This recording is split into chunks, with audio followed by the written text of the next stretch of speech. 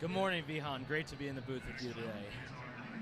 This crowd is all decked out in maize, sellout crowd to watch their 20th ranked Michigan Wolverines take on their longtime Big Ten rival, the Wisconsin Badgers, for the first time in 4 years. As he said, he's Vihaan Easwar. I'm Zack Schteingart. And Vihaan, this game marks the return of head coach Sharon Moore after his self-imposed 2-game suspension. And in his absence, the team played well, won both games. Offense looked very sharp. What are you hoping to see from Coach Moore and his staff to kind of keep that success going here today?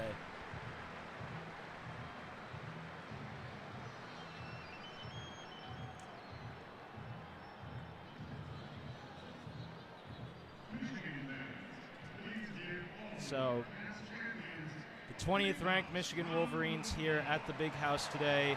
The Wisconsin Badgers coming to town for the first time since 2020. These two teams last met in 2021 in Madison. That was a 38-17 victory for the Wolverines. And the Wolverines coming off one of their 2 bye weeks this season. They will look to get back to continue this momentum they've been on. 2-game winning streak currently. Last week a win in Lincoln, Nebraska against the Cornhuskers. And in that game, they looked very sharp on offense. Bryce Underwood ran the ball very well. The team scored touchdowns only on the ground.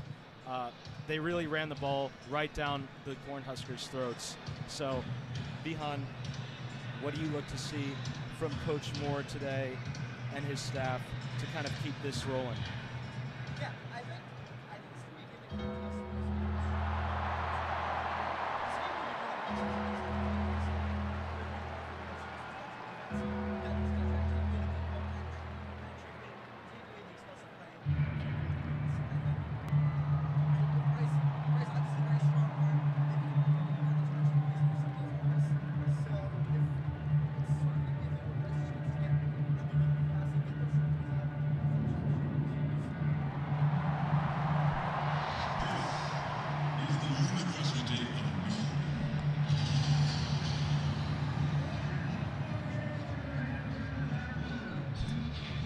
Apologies to everyone listening in at home. We're experiencing a little bit of technical difficulties here. We'll be back in just a moment.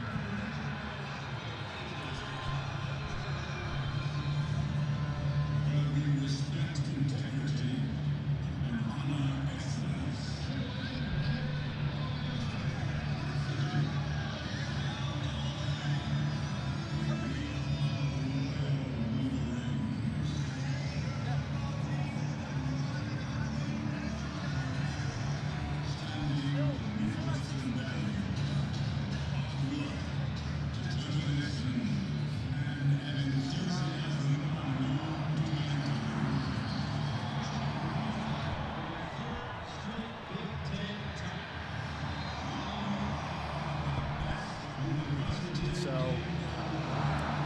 Tough season so far for these Wisconsin Badgers. They came into the season with hopes to improve on what they've seen so far in the Luke Fickell era, but so far they're on a 2-game losing streak. Their starting quarterback is injured. Their last game out 2 weeks ago, they really struggled against the Maryland Terrapins. They're looking to get back on track here and pick up what would be a huge win here on the road in one of the toughest environments in the country. Homecoming weekend here in Ann Arbor. The Wolverine alumni have absolutely packed the streets this week, and you got to imagine plenty of them are in the stands here today watching their beloved Wolverines. It is a beautiful day here in Ann Arbor. Very un-October-like temperatures here, approaching close to 90 degrees. And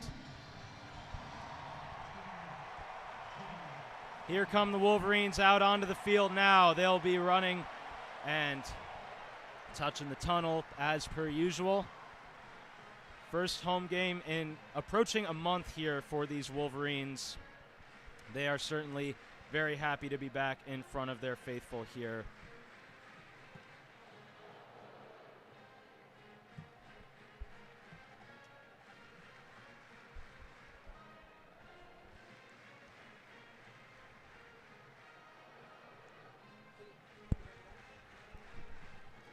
And the big matchup here to watch today is the Wolverines' dangerous running attack against the Badgers' rush defense, which has been the best in the nation so far on this young season.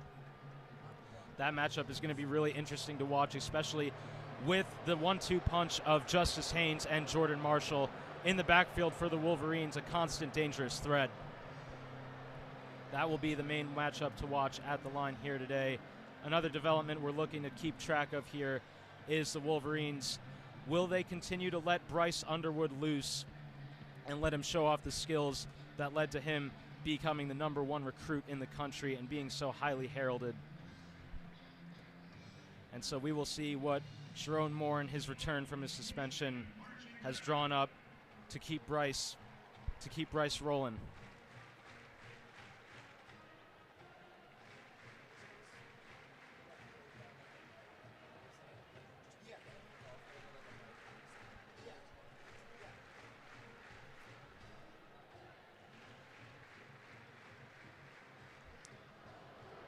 Just a little over 3 minutes to go until kickoff here at the Big House.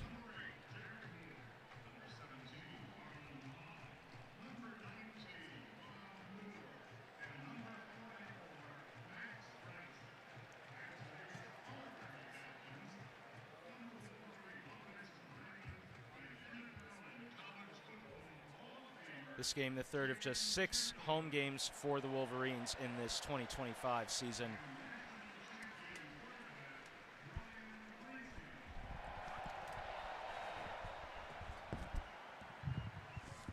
This game, one of just 6 home games here for the Wolverines in this 2025 season. They will certainly look to use that home field advantage as much as they can, especially when it's here at the Big House.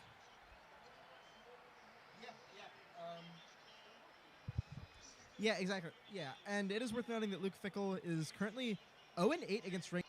I think, obviously, Wisconsin kind of trying to figure out their identity as a team. Last season, their offensive coordinator, Phil Longo, with Billy Edwards Jr., like to kind of run a more pro-style air raid type offense. But this year, I think they've sort of had to move away from that approach with Edwards going down with a knee sprain in his very first game of the season. I think that Danny O'Neill, the new QB, a little bit slower with decision-making, a little bit slower with his passing. And they're trying to build more of a power running approach, but that doesn't work when Wisconsin's interior offensive line has just not been able to hold up and get protection the way it should be. Absolutely. The Badgers today, it's also worth noting, will be without several key players. Edwards, first and foremost, but they will also be without their starting safety, Preston Zachman, and their starting center, Renfro. Wolverines have won the coin toss, and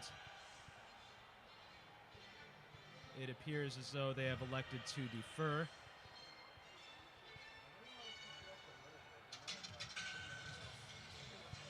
Wherever you may be listening from today, we are very happy to have you with us for WCBN's coverage of Michigan football. And Vihaan, I just want to say, you and I have not been in the booth together for a game since my very first broadcast with WCBN just a little over 2 years ago. So I just want to say it's an honor to be back in here in the booth with you today, my man. Yeah, absolutely. It was that hockey game against Minnesota. I think that was on FM late 2023. It was fall 2023. It was like November. Very impressive for your first FM broadcast to be, I think, a 5-4 hockey game on being your very first broadcast ever. But it's gotten you here now. You're here, I'm here, and Michigan's here for the beginning of its homestand. A 1-week homestand before they go to California. Appreciate that, my man. So, yes, the Wolverines won the toss, and they have elected to defer. It will be Beckham Sunderland handling the kickoff for the Wolverines. The environment here at the Big House, electric today. And we can't wait to have you with us for this game. It's the Wolverines and the Badgers, a historic Big Ten rivalry. We can't wait to get it started. What a game to look forward to, right, Zach? For sure. Well, it's not possible. It's good. Sunderland approaches the tee, and we are off here in Ann Arbor.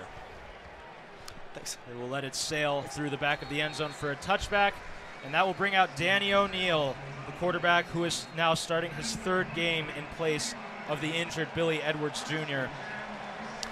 I believe statistically Wisconsin has one of the worst first half offenses in the country. They have not opened a game on a scoring drive. So it's going to be interesting to see.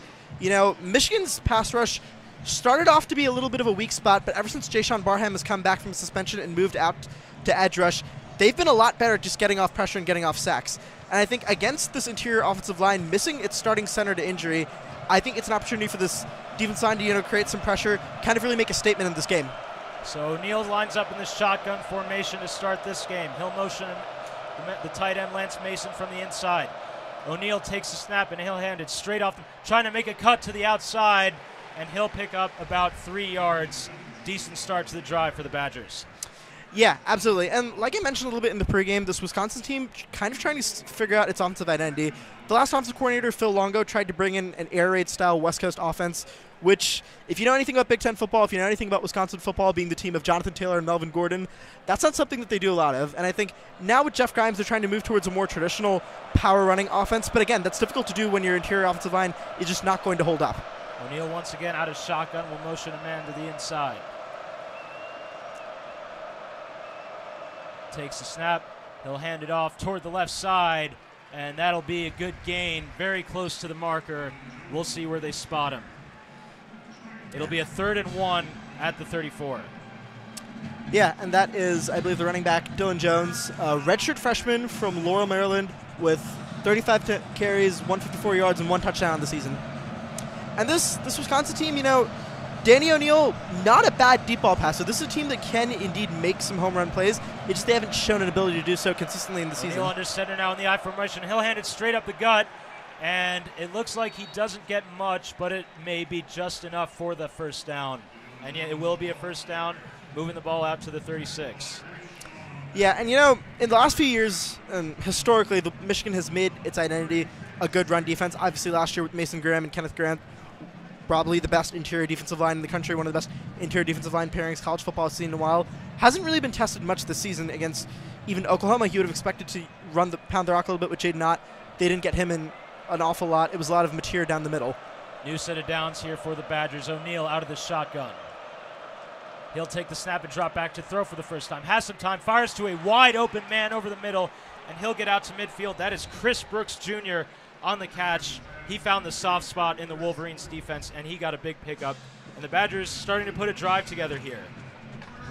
Yeah, and I believe O'Neal was pressured, I believe, on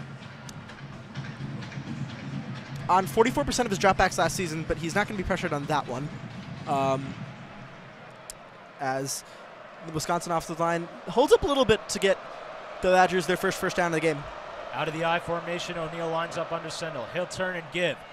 Cut to the left side. He'll get out to around the 48-yard line. Badgers' run game working pretty well here so far in the early going. Yeah, and to be honest, I wouldn't expect a very eventful first quarter, just given some of the struggles of this Wisconsin offense, and especially given that Michigan's defense has traditionally tended to start off games well before maybe getting a little bit gassed in the middle. And also on the other end, Michigan's offense liking those home run plays, liking that quick, fast starts, especially if Bryce can really target the numbers with those sidearm throws. O'Neal now out of the pistol. He'll take the snap. The give is to the right side. He'll put his head down, and he'll get past the marker for a first down at around the 38-yard line, at the Wolverines' 38-yard line. The Badgers now in field goal range. Yeah, and Jones finds a good hole there to run, just to the right side, took the handoff. It's blocked up there, but it's still going to be a first down gain for the Badgers, who already have 37 total yards, averaging 6.2 yards per play, and a solidly efficient start to the half. This Wolverine defense struggled to open the game in Lincoln 2 weeks ago. We'll see if they can get a stand here. O'Neal out of the shotgun, takes a snap, drops back to throw, fires toward Mason in the middle. He keeps churning through the tackle before he gets swung down at around the 32-yard line. That'll be a good pickup for Lance Mason, who they love to throw to. Yeah, and that's going to bring up 2nd and 3 for the Badgers. I would expect them to give the ball to Jones again for a run play on this drive. At the very least, Wisconsin coming in field goal range. So I think for an offense that has really struggled to move the ball, that is not at all a bad start. 2nd and 3 from the 31-yard line. O'Neal out of the shotgun, motions a man from the left side. Low snap. He'll get it off on the jet sweep and having some room down the sideline before being pushed out of bounds. It'll be another first down for these Badgers. And looked like on the handoff there, they motioned him over from the left side. That was Trech Kekahuna, the redshirt sophomore from Honolulu, Hawaii, who they really love to get in space and make use of his speed. Yeah, and I think so far I'm seeing Michigan giving up way more holds than you would like. I think just, again, it's less power running or less power plays and more so that there's just a lot of space being given to the Badgers. Set up the screen pass to Vinny Anthony. Breaks free of a tackle running down the sideline. He'll get inside the Wolverines' 10-yard line. That play was executed to perfection and continues this great start to the game for this Badgers offense. Yeah, and like I said, Wisconsin is yet to open a drive, is yet to have a game-opening drive with a touchdown this season. And if you're Michigan, you don't want to be the team that gives them their first. Wolverines backed up against the wall now, looking to get a huge stop on this first possession of the game. O'Neal will wind up under center now. One receiver out wide. The give is straight up the middle, and he'll only get a couple there. It'll be a bring up second down. Just a little over 9 minutes to go in this first quarter. Yeah, and I think Wisconsin, again, moving the clock down a lot in this first quarter, which I think is good. It's what you want to see. For a team that's had a hard time starting off halves, I think good clock management in that sense. Looks like, leaving Michigan with as little time left on the clock as possible. Setting the pace early. O'Neal will now go back to the pistol. Motioning Mason over. He will turn and give up the middle again to Dylan Jones. And that time he really had nowhere to run. The Wolverines defense converged on him quickly. It'll be 3rd down and 5 from the 5-yard line. Yeah, and 3rd and 5, that's approaching 3rd and long territory. Normally you would expect this to be a pass play. I think a lot of teams would indeed go for, like a slant or something like that on the sides. But I think I could see a run play with this Michigan run defense, having not really been able to make the stops that they need unless it's right down the middle. The run game been very successful for the Badgers on this opening series. O'Neal now out of the shotgun, bunched up in the backfield. He'll take the snap. He will give it to Dylan Jones, who finds a hole and barrels on into the end zone for a Badger touchdown. What a start to this game for these Wisconsin Badgers, looking to get their season back on track. They take the early lead. Yeah, and so far you haven't even seen necessarily a lot of breakaway speed or power running from Jones. It's more so just been finding those holes. And I think if you're Michigan, you could have done a lot better job of just plugging it up. I think it's been an issue with these Wink Martindale defenses so far in these past few years. The slow starts, just giving up, especially there haven't really been 2nd and long, 3rd and long opportunities here, but giving up those 2nd, 3rd and longs. Extra point by Nathaniel Vakos is good. So the Badgers take their opening drive 75 zone for the early 7-0 lead with just over 8 minutes to go here in the quarter. And they will kick the ball back off to the Wolverines offense shortly. And Bryce Underwood, who we talked about it in the open, they've really talked a lot about letting him loose, kind of opening up the playbook and let him show off his skill set a little more. What are you looking to see out of number 19 today to show that he's really progressing well in his development? Yeah, like I said, this Wisconsin defense runs a lot of relatively simple looks. You're going to see a lot of cover 3. You're going to see a lot of cover 4. They're going to try and take that deep ball, take that home run play out of his hands. So I think I'm looking for just rhythm passing. Can you consistently get those 5-6 yards with your arm? Obviously, Bryce, especially going to the intermediate routes to the numbers on the sidelines, Bryce, obviously, incredible arm talent. Does need to work a little bit on touch and placement and has not been helped in that regard by some costly drops. So I think it's going to be a case where I think Chip Lindsey is going to start off calling plays a little bit conservatively, like we're kind of used to. I think a lot of runs, maybe a lot of screen passes. But I think very soon, once you figure out that you can't necessarily just wait on a home run breakaway from Justice Haynes or Bryce Underwood or Jordan Marshall, I think Chip will shift to just letting Bryce sling the ball out, get to McCulley, get to Goodwin, get to Samaj Morgan, get to Marlon Klein, and I think this is going to be a great game. Get into the rhythm of passing. Yeah, I think I'm excited to see it. Even if you're not going to see Bryce necessarily sling it 60 yards, although it is worth noting that for all of this, Wisconsin's defensive pass efficiency ranking, don't remember it off the top of my head, it's not great. This is a team that mostly prides itself on its run defense, which is why they haven't been tested. Even the two Power 4 teams they played, Alabama and Maryland, haven't had great success with running the ball this season, but I do still think the game plan will be, take some of those short passes, get a chance to build chemistry with those receivers, show that Bryce isn't just, pure athleticism as a passer. Like, can he get the timing down? Can he get the timing down right? Does he know when to audible out of a blitz? Just stuff like that. I think it's going to be a good game to establish, Bryce just simply getting comfort and timing right on his passes. Underwood has certainly made the splash plays in the run game so far this year. 3 rushing touchdowns on the year. Several of those from long distance, especially the one to open the game in Lincoln 2 weeks ago. But the coaching staff will certainly look to let him sling it out a little more, get a lot more comfortable with throwing the ball, build trust in his receivers, and see if he can find that go-to guy. He has had success throwing the deep ball at certain times this year, especially in the Oklahoma game with the downfield lob to Donovan McCulley. We'll see if more of this Wolverines offense today. Yeah, like I said, this Wisconsin defense, I could see a scenario where they get tired out fast.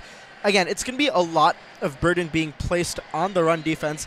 And when you're calling a cover 3, cover 4, that leaves you with only 3-4 options to really try and snuff the run. Line drive kickoff here from the Badgers. And so that will bring Bryce and the Wolverines out to the 25-yard line. And you can hear the crowd roaring, ready to welcome in their freshman phenom right here in Detroit, Michigan.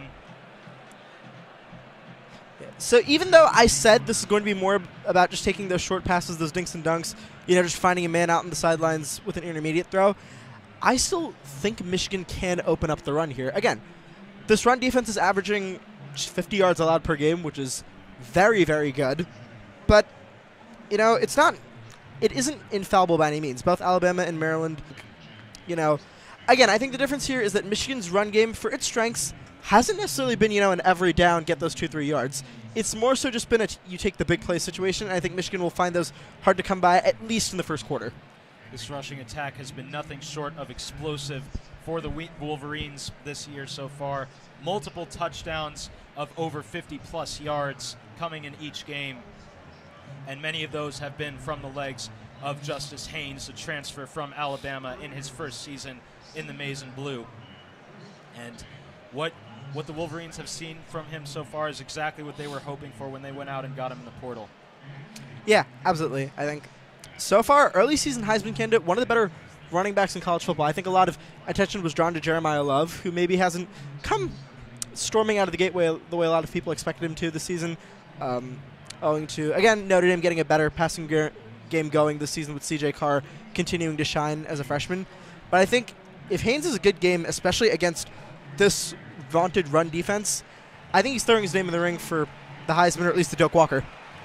That Wolverines backfield has that 2-man tandem of Justice Haynes and Jordan Marshall. Marshall getting his first really significant touches as a Wolverines this year. And in the game against the Cornhuskers, he certainly made the most of it, ripping off a big touchdown run that kind of put the Wolverines ahead for good in that game. Yeah, and like I said, I will be curious to see what the approach coming out of the gate is. Like, again, Chip Lindsey does like to establish the run, does like to establish those screen passes, but you take what the defense gives you, and I think with more, giving them some more. Biff Poggi, fantastic job in the interim in 2 games, but he's not sure on more. He's not the man who's been trusted to lead this program, taking over from its most successful head coach in decades in Jim Harbaugh. And I think gives you more room to open up the playbook, make those adjustments on the fly, and I think they will make those adjustments pretty quickly. I think they very much, if me, a guy whose football expertise is pretty much just watching the NFL and playing Madden, can understand to make those adjustments, I trust Chip Lindsey and Sharon Moore to have figured out the same.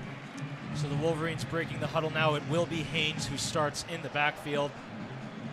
And they get set for their first snap of the game from the 25-yard line.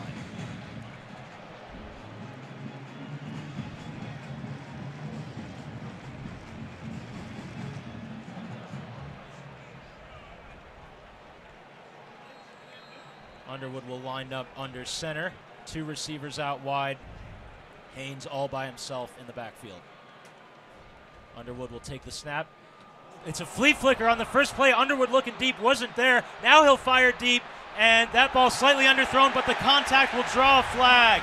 Donovan McCulley was heavily interfered with, and that one went all the way out to the 35-yard line of the Badgers, and the Wolverines will get a new set of downs right away. And Vihaan, they're looking to open up the playbook with the passing game right away, it seems. Incredibly blatant DPI there. That was not a catchable ball for McCulley, not even in the vicinity of it.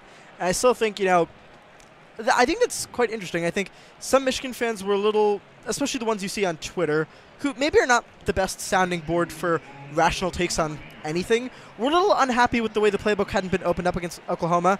But I think now you're going to start to see more of those looks, especially having game planned for that run defense. So the Wolverines will now have a new first down from the 40-yard line. Underwood in the pistol formation. He'll take the snap. Haynes will get his first touch of the game, trying to turn the corner around the right side. He's able to, makes a move, and he'll get a gain of about 7. One of the flashiest 7-yard runs you'll ever see, but that's exactly what we've come to expect from this Wolverines home run hitter. Yeah, and Justice Haynes kind of got a combination of great attributes for a running back. He is a little bit on the shorter side, but he's got great speed. He's got great vision. I mean, he's been great at running through contact and then breaking that tackle and going for that big game. But he also you saw it there in him finding the gaps in turning what could have been him getting blown up in the backfield into a 7-yard gain. Able to make something out of nothing. Now Underwood will take the snap. He'll fire short toward the right side, and the pass is caught by Donovan McCulley for another Wolverines first down. This one crosses midfield. And like I've been saying pretty much the entirety of the pregame and basically this entire first quarter so far, expect to see a lot of that today. Just a lot of somewhere in the 5-10 yard range out to the sidelines.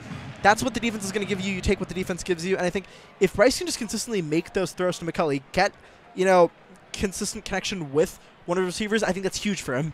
Underwood will take the snap and give it off to Haynes, who has a big hole. Justice Haynes at the 30, the 20, one man to beat, and he will drag him out of bounds at the 2-yard line.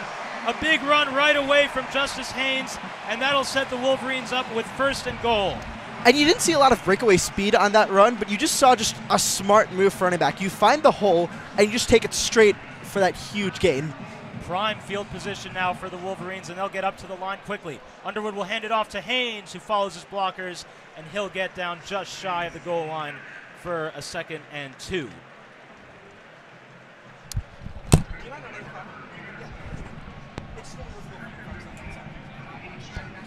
Thanks, man. So, yeah, and I mentioned Wisconsin's game plan was to try and limit those home run plays, but I did also mention that this defense was not particularly effective in doing so, and I think you see an example of that here. Underwood will line up under center in the eye. Justice Haynes dots that eye. It's another give to Haynes, who turned this corner, and he can walk on in for a Michigan touchdown. Another touchdown for Justice Haynes, and the Wolverines answer the Badgers' opening drive touchdown right back, and they'll look to tie it up here with the extra point coming up. What a great drive there by the Wolverines. And it's like I said, I just love the smart running back play I've seen on display in this quarter. Again, Haynes, like I said, he's fast. He can break a tackle. He hasn't needed to do either of those things here, so he hasn't. And just using his vision, finding that hole to run through, and just taking basically all the yards past the last defender, it's gotten Michigan a quick scoring drive. A Saturday stroll in the park there for Justice Haynes. And now the extra point coming up by Dominic Zavada. And that one sails right down the middle. And we are all tied up here at 7 with 6:02 to go here in the first quarter. And what a fast start to this one here, Vihaan. Yeah, exactly. Pregame I was saying, I wouldn't be shocked if we get a 0-0, 3-0, 3-3 first quarter. Haven't had that. Announcer's jinx. So, response there by the Wolverines. They also take it 75 yards to equal the Badgers' first possession of the game. And that one, almost everything was done there on the run. You saw the 2 passes to McCulley, especially the attempted flea flicker. But really, it was Justice Haynes' big runs on the ground, doing it for the Wolverines, as he really has all year so far. And obviously, both these teams have planned for the opponent's run defense. Both teams very much trying to avoid running down the middle, just kind of being smart, finding holds, and I think it's worked out on both ends so far. The roar of the crowd coming from Victor the Frisbee dog doing his thing. And even though you didn't see much of the passing game on that drive, it's still smart for McCulley to go seek out that contact, get the defensive pass interference, get Michigan that big gain. They need to set up that running drive. That one was Haynes' 7th touchdown of the season. Really a remarkable number in the amount of games they've played so far. This is only game 5. If the pace holds, he will be on track for. My apologies, I'm not a math major. I'm going to run that calculation there just so I can give you an accurate stack. That would be 17 touchdowns over a 12-game season. Certainly putting him in conversation for several awards, maybe no less, college football's biggest one in the Heisman Trophy, but we will see how the rest of the season plays out here. At the very least, you would have to think his name is getting serious Doak Walker buzz. Absolutely. Which would make him the first Big Ten running back to win it since, I believe, Kenneth Walker. Not too many other running backs doing what Haynes has done in the early going of this season. Just so that explosive playability is just constantly there and constantly a threat to the run defenses that this Wolverines team faces. And really, a lot of credit has to go to this Wolverines offensive line, which is kind of still in a transition period. They've got a few freshmen starting in Andrew Sprague and Evan Link. Yeah, and obviously, again, that has been, a bit of a point of worry for fans who are used to, the elite offensive line play in 2023, the Jim Harbaugh years, and even going back to this program's storied tradition of great offensive linemen, to name two, Steve Hutchinson, Jake Long, both of whom had phenomenal NFL careers. Hutchinson found himself in the Hall of Fame blocking with Walter Jones for Sean Alexander and that phenomenal Seattle Seahawks offensive line in the 2000s. So I think fans were rightly a little bit concerned about this offensive line, and I think those concerns were warranted in the Oklahoma game where Bryce just was pressured on many of his dropbacks to not get enough time to throw. But I think here you've seen especially improvements in pass protection, which we'll see a little bit more. And I wonder if that first quarter kind of changes the complexion for Michigan. You expected this team to be a little bit difficult to run against, and obviously Wisconsin, I think Fickle and their defensive coordinator are going to make adjustments. They're going to plug some of those holes that Haynes found to run through, but I think you've now shown that you can run on this run defense, and I think it's going to give you a lot of confidence going forward, especially for a team that is building its identity off a power running game. Sunderland now will kick it back to the Badgers. And this one is also going to sail through the end zone for a touchback. And this offensive line, Vihaan was dealt a crushing blow with the loss of Andrew Babalola for the season. He was a very promising prospect that they were looking to see on this offensive line, but they will have to move forward without him. Yeah, and like I said, the pass blocking has been much better the past few weeks. And I think all that comes down to Bryce's pocket presence, which I think I want to highlight that. Maybe not right now because he's not playing on this drive, but I think that is the most impressive part of his game, just the way he audibles, the way he just gets out of sacks. It's very, very impressive for a true freshman QB. So Dylan O'Neill and the Badgers offense back out there now from the 25-yard line. He'll line up in the shotgun. He'll take the snap, and it's another give to Jones on the right side, and that time nothing much doing. It'll be a gain of about 1 to bring up 2nd and 9. Yeah, and I mentioned the run game in the Oklahoma game a little bit. I want to correct something that I said there earlier when I said the run game wasn't effective. It wasn't effective through the running backs, but they were able to pound the rock with John Mateer. And granted, I think that was just a war of attrition. They gave Mateer so many carries down the middle that it was bound to wear down on a Michigan team still kind of making some adjustments in its first game against a power conference opponent. But I think Michigan has sort of started to plug that hole in the middle. O'Neill will take the snap, fake the handoff. He'll fire toward the right side, toward Vinny Anthony, and he gets blown up immediately. That'll be a loss, and that on the tackle there for the Wolverines. Right there on the ball. And that just great getting to the ball. It'll bring up a 3rd and 5 for the Wolverines. Yeah, and O'Neill had time to throw there. He had a clean pocket, but it was one that didn't collapse quickly, and it just gets blown up. The play just gets blown up immediately at the line of scrimmage. 3rd and 5 for the Badgers. The crowd really let him hear it now. O'Neill will take the snap out of the shotgun. He'll get it off toward the left side. A big hole for Dylan Jones, and he'll get all the way out to the 46-yard line where he'll be brought down there.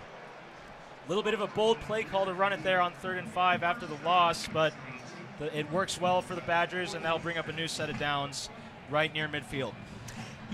Maybe I just need to stop offering up predictions, because just a few minutes ago I talked about Michigan's ability to plug that hole down the middle, and it's more so just finding gaps on the left-right side of the offensive line. But You know, maybe I should just stop talking. Maybe I should just stop offering predictions on things because clearly they're not aging well. O'Neal will take the snap. He's pressured right away. He just has to get rid of it, and that one had a chance to be picked off. He was trying to go toward the right side, and the defender tried to make a play on it, but he was unable to get there. It'll be second down. That was Jair Hill and TJ Metcalf combining on the pass defense. And one thing I took note of was I was just going through stats before the game. I believe in this Jeff Grimes offense, 75% of the pass plays called have been within 10 yards of the line of scrimmage. And you could chalk that down to a lot of things. Scheme. I think it's important to chalk it down to just the offensive line and the fact that when you get pressured on every single drop back, it's going to be very hard to get a ball out further than 5 yards. O'Neal will hand it off this time to Dupree for the first time, and he has nothing doing there. Darian Dupree, another very talented running back here for the Badgers. That time, he'll only get a gain of about 1. Right. And the Wolverines' defense, they read that hole. I think they're kind of starting to figure that side out. I think Dupree and Jones have both taken a lot of looks, I think, more so on the right than they have on the left. And I think crowd letting this Badgers offense hear it again as they're faced with another third down. O'Neal will line up in the shotgun.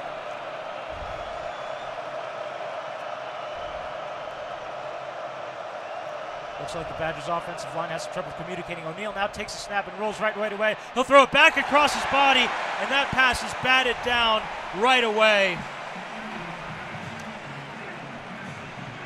And yet again, pressure immediately up the interior offensive line. And that's something you're going to see happen a lot. Like I said, this Wisconsin offensive line wasn't doing great as it was. And now that you lost your starting center to an injury, even more so there. Rod Moore coming back from injury, making the breakup on the pass there.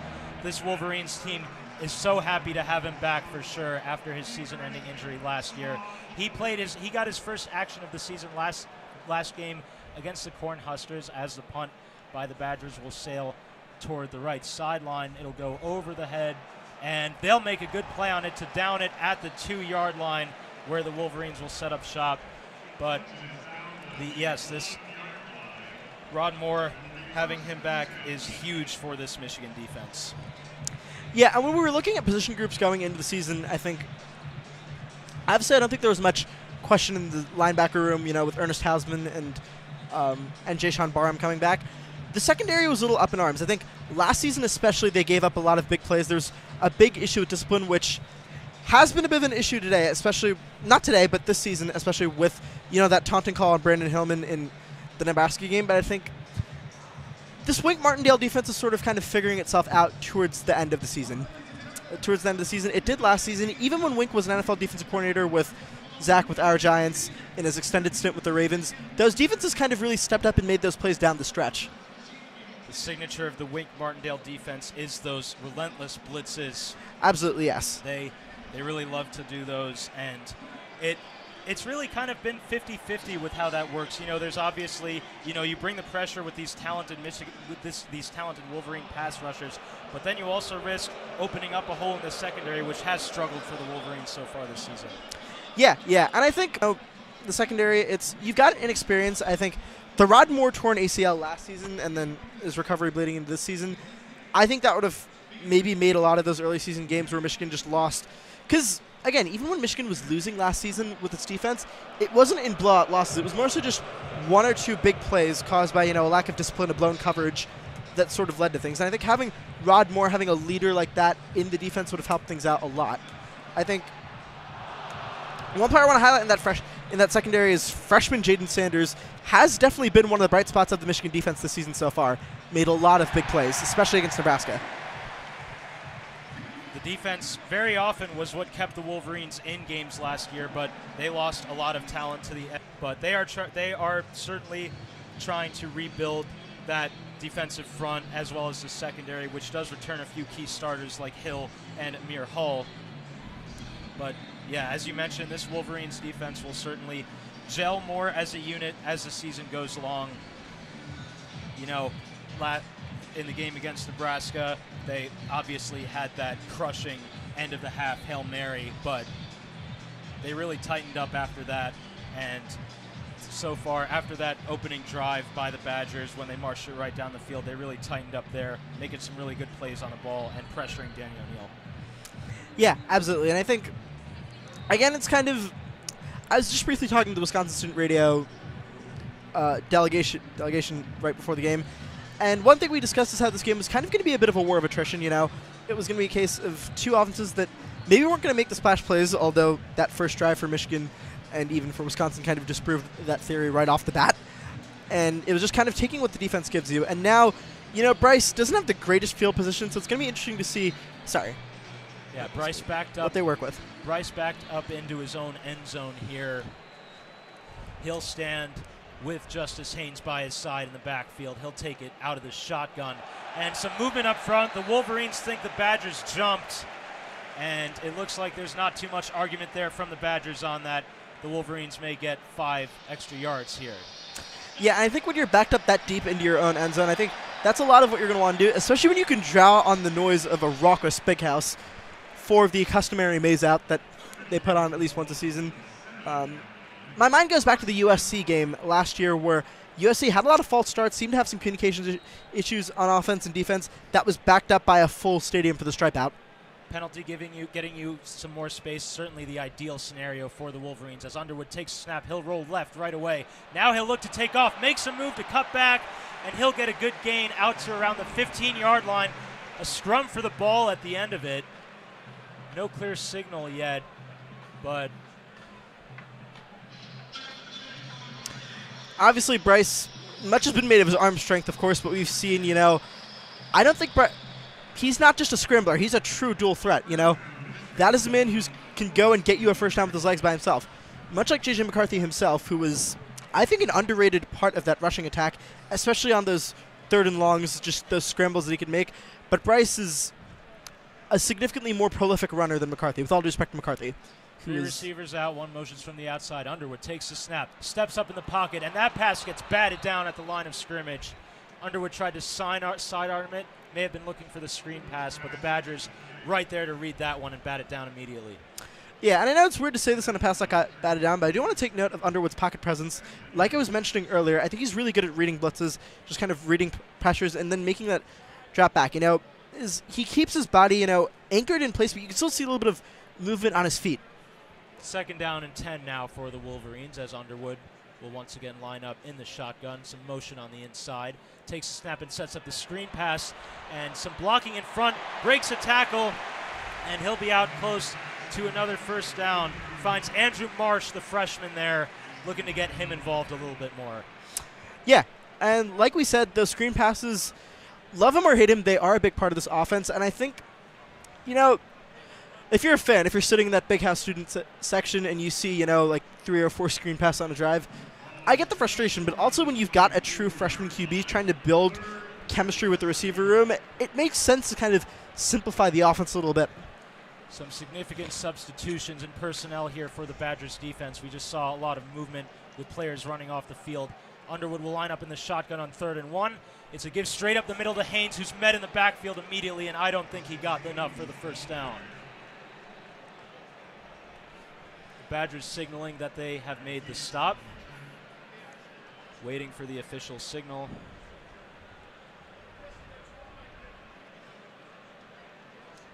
And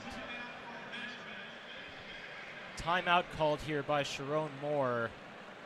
Unclear if it was called before the play. Actually, the timeout is to measure the spot of the ball. The chain gang coming out now. And to your point from earlier, Vihaan, this screen pass has obviously been a massive part of this Wolverines game plan so far. And, you know, when they have guys like Samaj Morgan and Andrew Marsh there with only his 2nd reception of the season, they'll love to get those guys in space, see if they can make a play using their agility and speed. And looks like this is going to be a first down for the Wolverines after all. They're signaling that they got it, and they do.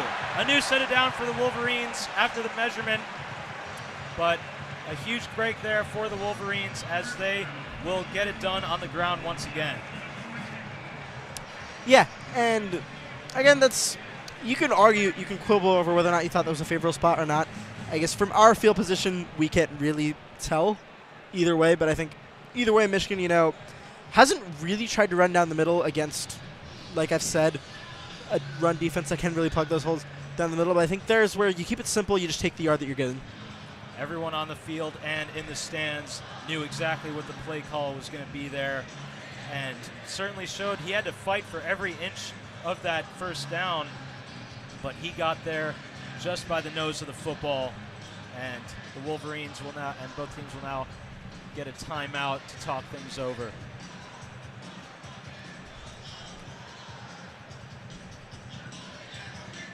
So the Wolverines moving it decently up the field now after being backed up to their own 2-yard line to start the drive. They've had a mix of run and pass plays. Haven't tried to take too many shots down the field on this series, but we'll see how that changes if they open it up a little bit more the further they get down the field. Yeah, I want to make a little bit of note about, just drive time, and I think what that comes with. Against Nebraska, you had a Michigan offense that was making a lot of those, just taking a lot of those home run plays, just scoring in bursts, and that's great. Obviously, if you're a fan of football, you love just seeing Bryce drop back and sling it for 60 yards, Justice Haynes break off a 60, 70-yard run. But at the same time, one thing you have to consider is that when you keep your offensive drive time low, you do give your defense just a lot more to do on the field, and that results in just slow exhaustion. And I think that's where, obviously this Wisconsin offense has struggled with moving the ball, but I think against a lot of teams, that maybe have more success on those 3-4 yard gains, that's where I think the war of attrition comes into play, where you can just kind of wear down your opponent, which is why I think I'm not going to go and say, oh, Michigan shouldn't be scoring 60-yard touchdowns, because that would then make me just an insufferable stats nerd on Twitter, and that's not me, despite what my Twitter presence may suggest. The ruling on the field is reversed here. It will be 4th down and 1 after all. They did not give Justice Haynes the yardage needed for that first down. And decision coming here for more. It looks like they'll bring out Hollenbeck and the punting unit. So very significant and quick reversal there in the mood on the sideline for the Wolverines, as that'll go from a new set of downs to a punt back to the Badgers. And this punt coming from the 10-yard line of the Wolverines, which is not ideal, as Hollenbeck will get the punt away. Line drive boot, bounces at around the 45. They'll let it roll further down, and it'll be downed right around the 30-yard line. So that does ultimately still find a way to tie back into my little tangent, rant, whatever you want to call it, from earlier. Again, this Michigan offense is either, you get those home run plays, or you just get 3 and outs. And I think Michigan is going to want to sustain some long drives, sort of chew up the clock. And I think, again, that's something that comes with the season, just kind of, again, Bryce just kind of figuring out how to become a rhythm passer, just the staff just trusting him and his receivers to just sort of get those extra 3-4 yards, just kind of control the clock a little bit. And I think it's something that obviously you don't need to be worried at all. You're a 3-1 team with a potential, with an offense that is significantly better than what you saw last year. But it's something that Michigan, I'm sure, are going to want to work on as the season progresses. O'Neal and the Badgers offense back out on the field now. He'll take the snap, give it once again toward the left side. A little bit of an opening, but that gets closed up quickly for Dylan Jones. Looks like he'll gain about 2 with just under a minute to play here in this 4th quarter, with the score tied at 7. In this first quarter, excuse me. Yeah, first quarter has, it's been a bit of a slow quarter so far. Kickoff at 12:10. We're already up at 12:50. There's a lot of long stoppages in play here so far for various reasons. O'Neal now starts by himself in the backfield. Now he'll motion a man to his right. 2 receivers out left for the Badgers and 2 right. O'Neal will take the snap looking left, and he'll get the completion there before Vinny Anthony gets chased out of bounds. Short gain there will bring up 3rd and 4 for the Badgers, and that will be the final play of this first quarter, as they will let the clock run down. Yeah, and first quarter, I think a little bit more eventful than some of us expected, especially I expected. But I think if you're Michigan, I think you've started to see, that ability to make mid-game adjustments that obviously Sharon has a little bit more experience with than Biff Pogge coming in. Wisconsin were able to run at will and find those holes on that first drive. That's something that Michigan been better at containing here. And honestly, I think even on the offensive side with the 4th and 1, yeah, you have to punt, but at the same time, the field position wasn't great in the first place, and you managed to move the ball a little bit. They managed to move it up to, their own 20, 30-yard line, and I think that's not a bad drive at all. We have only seen 2 possessions apiece, I think, in this half so far. The long drive to start the game for the Badgers, the Wolverines countered that right back with a very similar drive in both yardage and time drained off the clock as well. So these two teams trading blows so far in the early going. We've seen a punt and a touchdown and a punt each, and that's what has us knotted up here at 7. Yeah. Well, we thank you all for tuning in. 1 quarter in. Michigan 7, Wisconsin 7. Just takeaways so far. Obviously, Michigan kind of trusting in the run, I think, a little bit more than some people might have thought against that run defense. But I think it goes to show, if you've built an offensive ethos through 4 games that you've worked hard to build, and it's getting you results, a 3-1 start where you look just like a lot better than you did last season, you don't want to abandon that at the first sight of trouble. It's good to adjust, and I think this is an offensive staff definitely capable of making adjustments. They certainly have since that Oklahoma performance that was panned by a lot of people. I think at the same time, you don't want to adjust too much. You want to stick to what's worked out for you until it gives you reason not to, and they've done that here. Absolutely. They are sticking with that run game that has been their identity for so many years now, and it really just seems like they keep cycling this running back talent in, don't they? I mean, Blake Corum a few years ago, even just Kalel Mullings last year broke off a few huge runs for the Wolverines, and now they've got the standout talent in Justice Haynes, not to mention Jordan Marshall in the backfield as well. And not to mention Cole Cabana is a very talented running back as well. And then obviously next my apologies. Obviously next year Michigan gets its highest touted running back prospect in a while in Vihaan, who's Bryce, his first big ticket weapon of his Michigan career. Absolutely. The Wolverines definitely look to go out and get Bryce their new quarterback weapons through the transfer portal and through recruiting. Donovan McCulley, one of the big additions. We mentioned Haynes. And the offensive talent on this Wolverines team is a significant upgrade from from last season at pretty much every position. And they have certainly seen the fruits of that so far with their offensive performances in this season so far. Of course, just a few weeks ago, putting up 63 against Central Michigan, their highest point total in quite some time.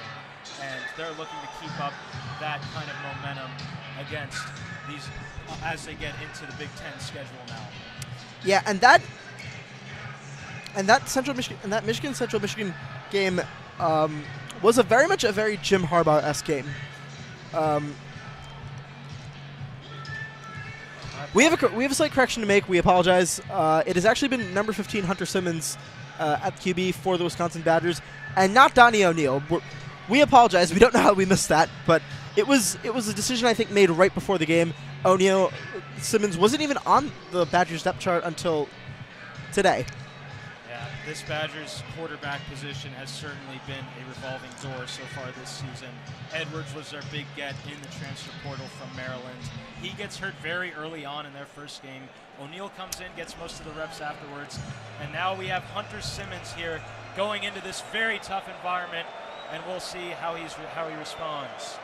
So now it is Simmons taking the low snap. He'll fake the jet sweep, tries to take it himself, but he'll be met immediately by that big Wolverine defensive front. He'll bring up a 4th down and that was a loss of 1 actually. They'll bring up a 4th and 5 for the Badgers, who will bring the punting unit back out. Yeah, I think already, this defense has had some issues on 2nd, 3rd, and long, especially, but one thing you see that's very different from last year is the propensity to just go out and make a play when needed. Like, in the last game against Nebraska, taking advantage of Dylan Raiola's struggles in the pocket to come down with, how many sacks was it? For who? For Michigan against Nebraska. Around 6, I think. Yeah, the pressure certainly got to Dylan Raiola in that game, as the punt is away now for the Badgers, angling toward the left sideline. Morgan will let it bounce out of bounds just shy of the 20. And Underwood and the Wolverines back out again now, looking to break this 7-7 knot and take the lead for the first time this afternoon. So yeah, certainly a surprising development here at quarterback for the Badgers. They're putting Hunter Simmons out there looking to see what he can do, what he can offer them that they maybe were not able to have against the Crimson Tide and the Terrapins. And the scoring drive to start the game, was certainly very impressive, but Bryce Underwood now back out onto the field. He'll line up in the shotgun. 3 receivers out to the left, 1 on the right. Underwood takes the snap, has plenty of time in the pocket. He'll dump it off short to Marshall, who gets his first touch of the game, and he'll get a short gain out to just past the 25-yard line. Yeah, and Underwood, I think, good use of his vision. I think one issue of young QBs, especially noted with Arch Manning, is just the tendency to lock onto a receiver on that very first read. Bryce, I think, has been pretty good on that end of just not making sure, okay, if the first read is open, just going through the progressions and then finding someone to check it down to. I think it's little things like that that I think go a long way, especially when you're a young QB. Underwood will line up under center to give straight up the middle to Marshall, who was by himself in the backfield, and he'll push forward for a Wolverines first down. Yeah, I think Marshall and Haynes kind of have running styles that complement each other nicely. I think one here for the Wolverines. I think they're going to hand it to Marshall down the middle, I think, a lot more than they do to Haynes, who they just kind of trust him to find holes with his vision. And I think it works, especially if you're going to be a run-first offense, you're going to want to have a couple of different running styles. And I think Underwood, Haynes, and Marshall all bring something a little bit different to the run game. Underwood now will line up in the shotgun, motioning to take the snap. Flushed out a little bit, dancing around in the pocket, fires just past his sticks, but the ball is batted away from Max Bredesen, who's looking to get it to the fullback / tight end for a short gain. Ball gets knocked away by the Badgers, and it'll be a 4th down here for the Wolverines, who will bring the punting unit back out. Yeah, Michigan struggled to scheme receivers open on that drive, and that's going to bring up the punting team. Very tight coverage there for Bredesen, who is very upset with himself for not being able to get a handle on that ball. But Underwood certainly faced a lot of pressure there in the pocket. Did a good job to get away from it and find a look downfield as the punt gets away now. Very good punt here, driving the returner back, and he'll call for a fair catch right at around the 13-yard line.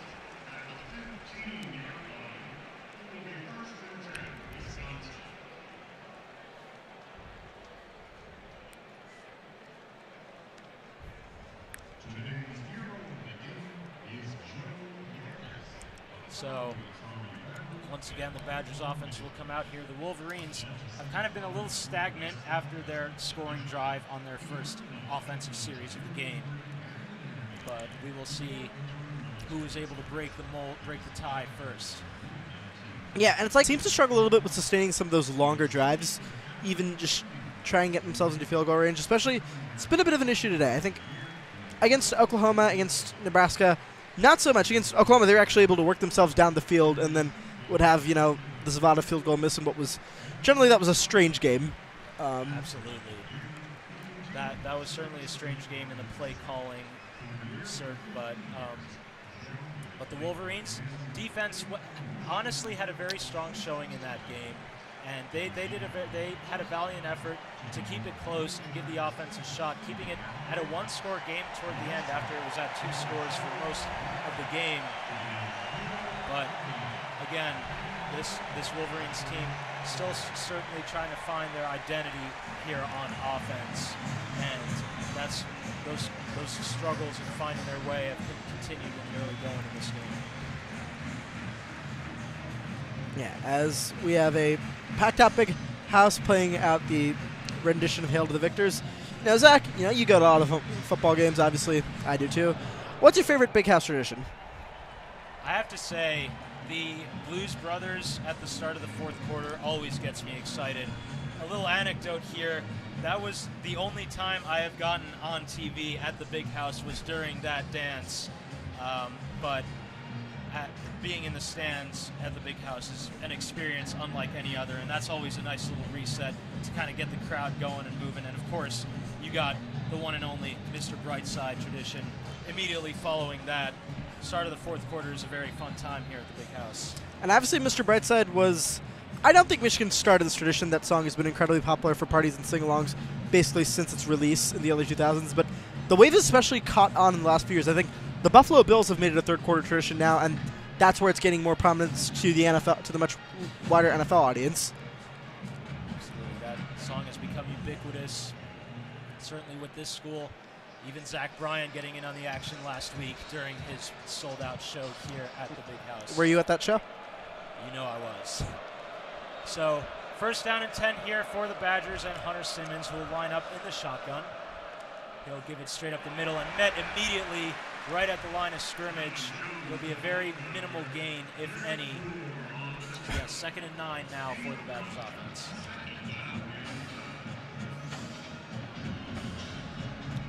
The substitutions here on defense for the Wolverines. So they've got the Badgers backed up pretty deep in their own territory, right at the 16-yard line. We'll see how that changes the defensive looks.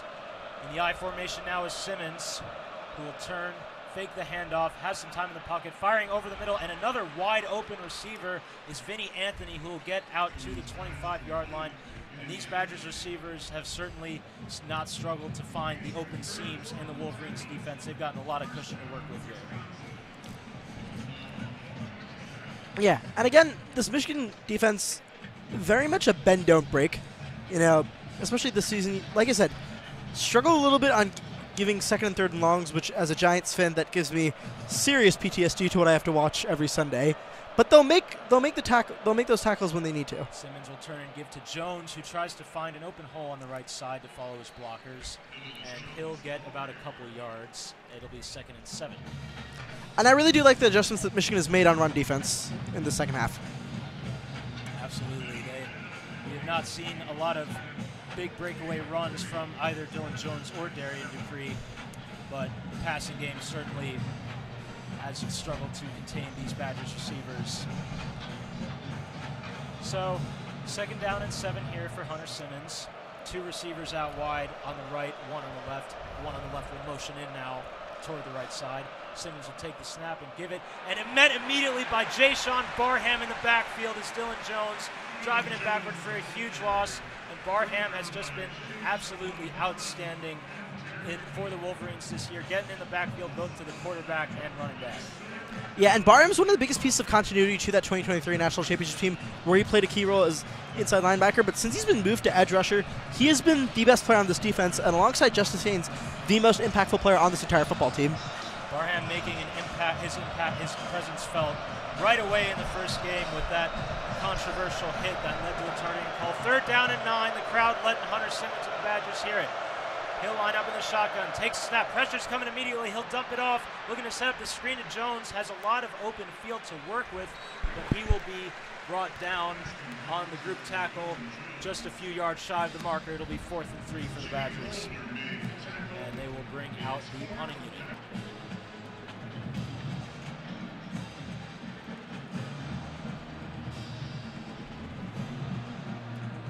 You know, while we're on the topic of Michigan's defense, I do want to give a quick shout out to some friends from another realm. The Michigan Daily's Football Beat churns out quality content every week, and Alina Levine of the Football Beat put out a fantastic feature on Michigan's Derek Moore just yesterday, which you all should go and read if you're listening to this call, and read all the Football Beat stuff. They're great. So the punt coming now for the Badgers. They'll get it away. Pressure almost got there. It looked like it might have been deflected, but the ball will still get away and roll down to the 35-yard line. Great pressure there by the Wolverines special teams. Looked like they got a significant enough piece of that ball. It kind of fluttered in the air a little bit, but it still gets away. But the Wolverines will be set up with solid field position now for their next series as they look to get something going here. And an underrated aspect of Michigan's struggles last season was the special teams unit at times.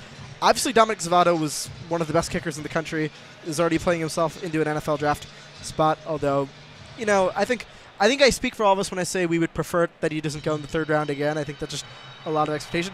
And I do want to note, so those of you who know Wisconsin football know that they play jump around at every single home game, and Michigan just opened with the intro to jump around, so...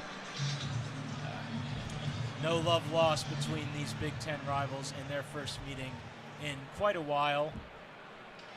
You know, I'm gonna ask you something as an addendum to that. So I just mentioned jump around, and we talked about Mr. Brightside. If you could add any song to the rotation at Michigan Stadium or just Michigan sporting events, what would you play? Like, you know, you're the stadium DJ, you're there, you're getting everyone hyped when you're not in the booth or when you're not in the stands. What's a song that you think we need to work into our rotation more regularly? Well, they do play it quite often, and you'll see it at stadiums around the country, but I got to pay my respects to the late, great Ozzy Osbourne. I would love to see a little bit of Crazy Train going around here a lot more to get the crowd hyped, just to honor the legend that he was. You know, another one that I think they play a lot around the country, but I think we can still do more of because despite the hate, I do like the song. I think we should get a little bit of Wonderwall in the student section, you know? I feel like, you know, maybe at halftime, you know, the energy's getting a little, we need to get the energy back up after people have gone to get some food, enjoy the Marching Band halftime show. Get a little sing-along of Wonderwall. I feel like that could get the spirits up a lot. I know I would certainly join in on that. Yeah. Maybe the next concert at the Big House could be Oasis if they continue their tour. See, I'm not a big country music guy, so I skipped Zach Bryan past year. So Jump if they Around did being that, played in its entirety now here at the Big House. Take it how you will, this statement by the Wolverines, but they're certainly trying to get the crowd into it with a tradition that's very near and dear to the Badger faithful, and the fans, the Wisconsin fans here in the crowd may have been a little bit irked by that one. yeah, it's, you know, I see a decent amount of red mixed in here, and I do wonder, for some Michigan fans, maybe is the Michigan-Wisconsin rivalry an extension of the heated Lions-Packers rivalry? I think it is. Whenever these two teams get together, you know it'll lead to some gritty, old-school Big Ten football, just like we've seen between the Lions and Packers throughout the years. So that's an interesting point you bring up. I hadn't really thought of it that way before, but there's absolutely a real possibility that the rivalry from the NFL could bleed over into the college ranks, especially in these two states where football is really everything. And, you know, Henry Wong, who's with us in this broadcast booth, who's right behind me, you know, he originally hails from Madison, Wisconsin. Huge Packers fan, but grew up a University of Wisconsin fan. So we've got a little bit of input from the other side here on this call as he's going to take you through the second half, alongside Milo Meade, who is a Detroit guy through and through, a big Lions fan. Underwood in the offense back out now. He'll line up in the shotgun with Justice Haynes by his side. The receivers spread out on the left and right, two on each side. Bryce will take the snap. He'll take it off right away up the middle and has a lot of room to run. Official almost got in his way, but he's able to turn the corner a bit, and he'll get out to around the 41-yard line of the of the Wolverines. And, you know, Bryce has had some, I guess, unfortunate one unfortunate pick, some incompletions, but I think he's done really well today at making those decisions and just kind of reading pressure. 2nd and 4 now here for the Wolverines. Essentially the same formation they had last time out in the shotgun. Two receivers out wide. Underwood will give to Haynes, who tries to pick his way up the middle. Not much going for him there. It'll bring up 3rd down. Close to the marker, 3rd and 1. Yeah, currently Wisconsin with 121 yards to Michigan's 93. Slightly outgaining the Wolverines, but a lower average per play at 4.7 to Michigan's 6.1. We have certainly seen the Wolverines' share of big plays on the ground in this half. They'll look to get a little bit. One from the 43-yard line. Underwood in the shotgun with Haynes. The give is to, that's Marshall taking it up the left side, and play was not blown dead. We'll see if they give him the forward progress for the first down. They will give him the first down. The gang of Wisconsin tacklers kind of converged on him there. Very late whistle from the forward progress and the first down at the 45-yard line. So Underwood back out there now with a new set of downs.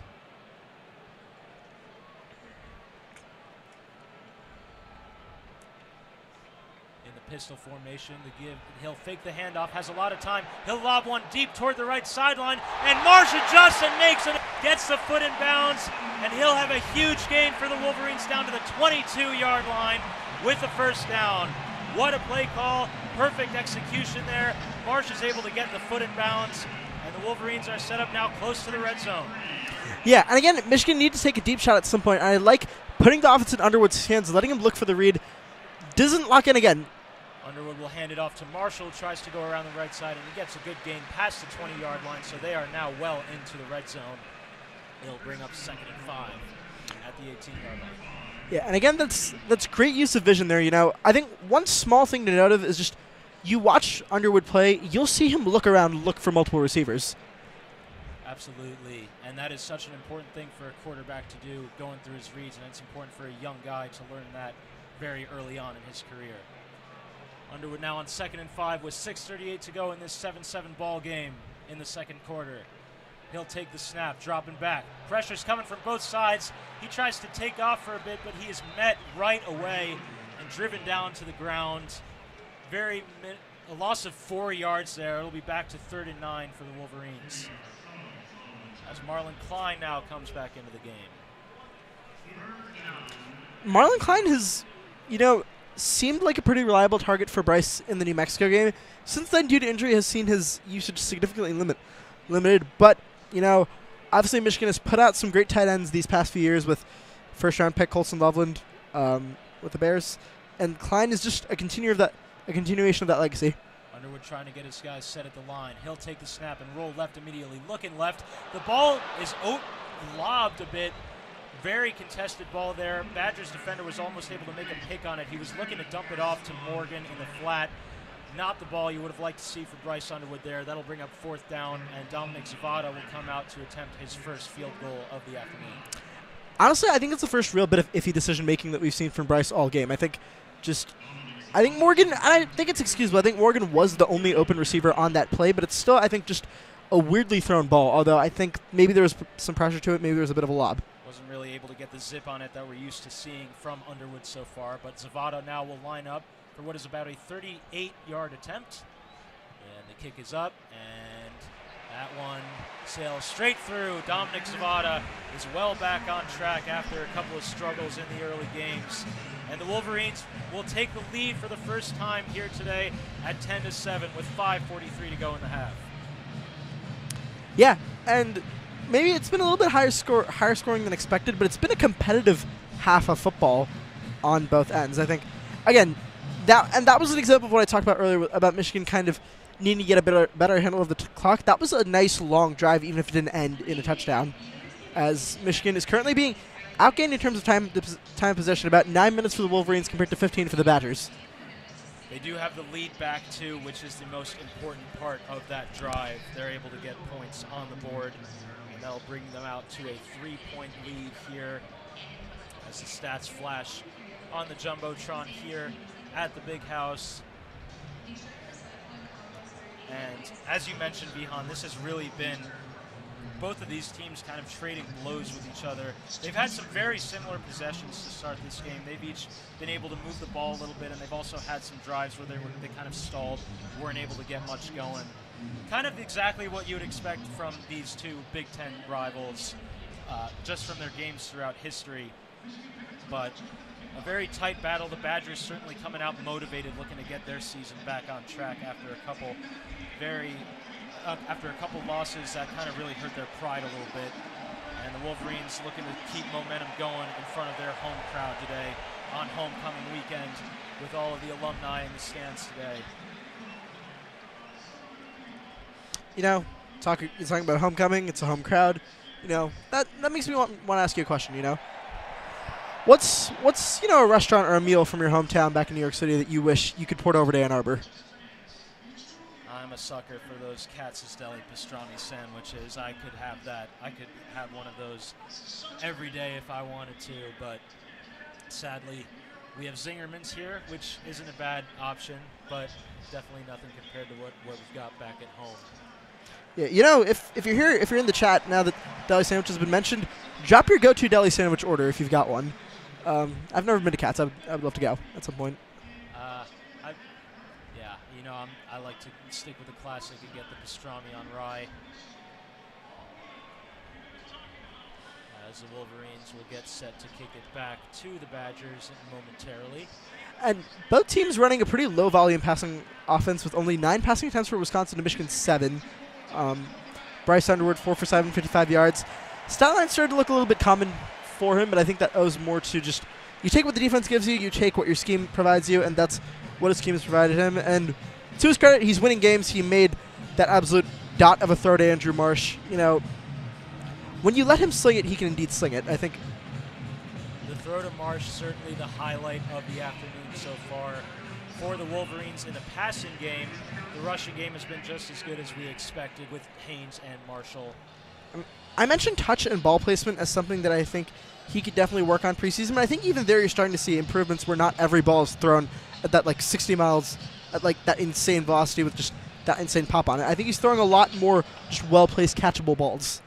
Sunderland's kick will sail over the end line once again for a touchback, and that will bring Hunter Simmons and this Badgers offense back out onto the field. Maybe looking to get another drive like they had to open the game to drain the rest of the clock here in this first half with under 6 minutes to go.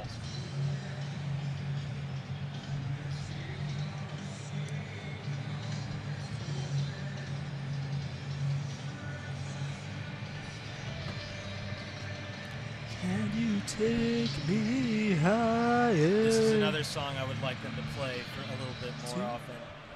Simmons and the Badgers offense back out onto the field now. He'll line up in shotgun with two backs, one to his right, one behind him. He'll take the snap and drop back to throw. He's looking right toward the sideline, and he's able to get the catch there. That's Vinny Anthony once again, who has been the go-to guy for the Badgers this afternoon. And that's a gain of 7. That'll bring up 2nd and 3. Yeah, Michigan now back to lapping Wisconsin in terms of total yards, 129 to the Badgers 121. Badgers have certainly found a good connection here between Simmons and Anthony. Anthony, one of the standouts of this Badgers team so far. He is their leading receiver. As the crowd noise making themselves heard once again. Simmons in the shotgun will take the snap. He'll give it straight up the middle to, that's Dupree trying to pick his way on the left side. He'll be met after a gain of 1 by Brandon Hillman, who stretched his stuff a little bit afterwards. It'll be a 3rd down for the Badgers on the 33-yard line with 4:44 to go. Brandon Hillman, as the Nebraska game showed, loves a good chirp from time to time.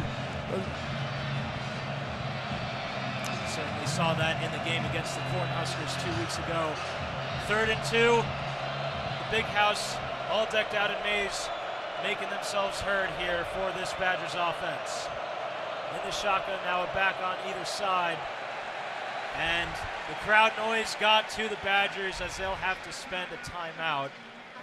That one, their first of the half.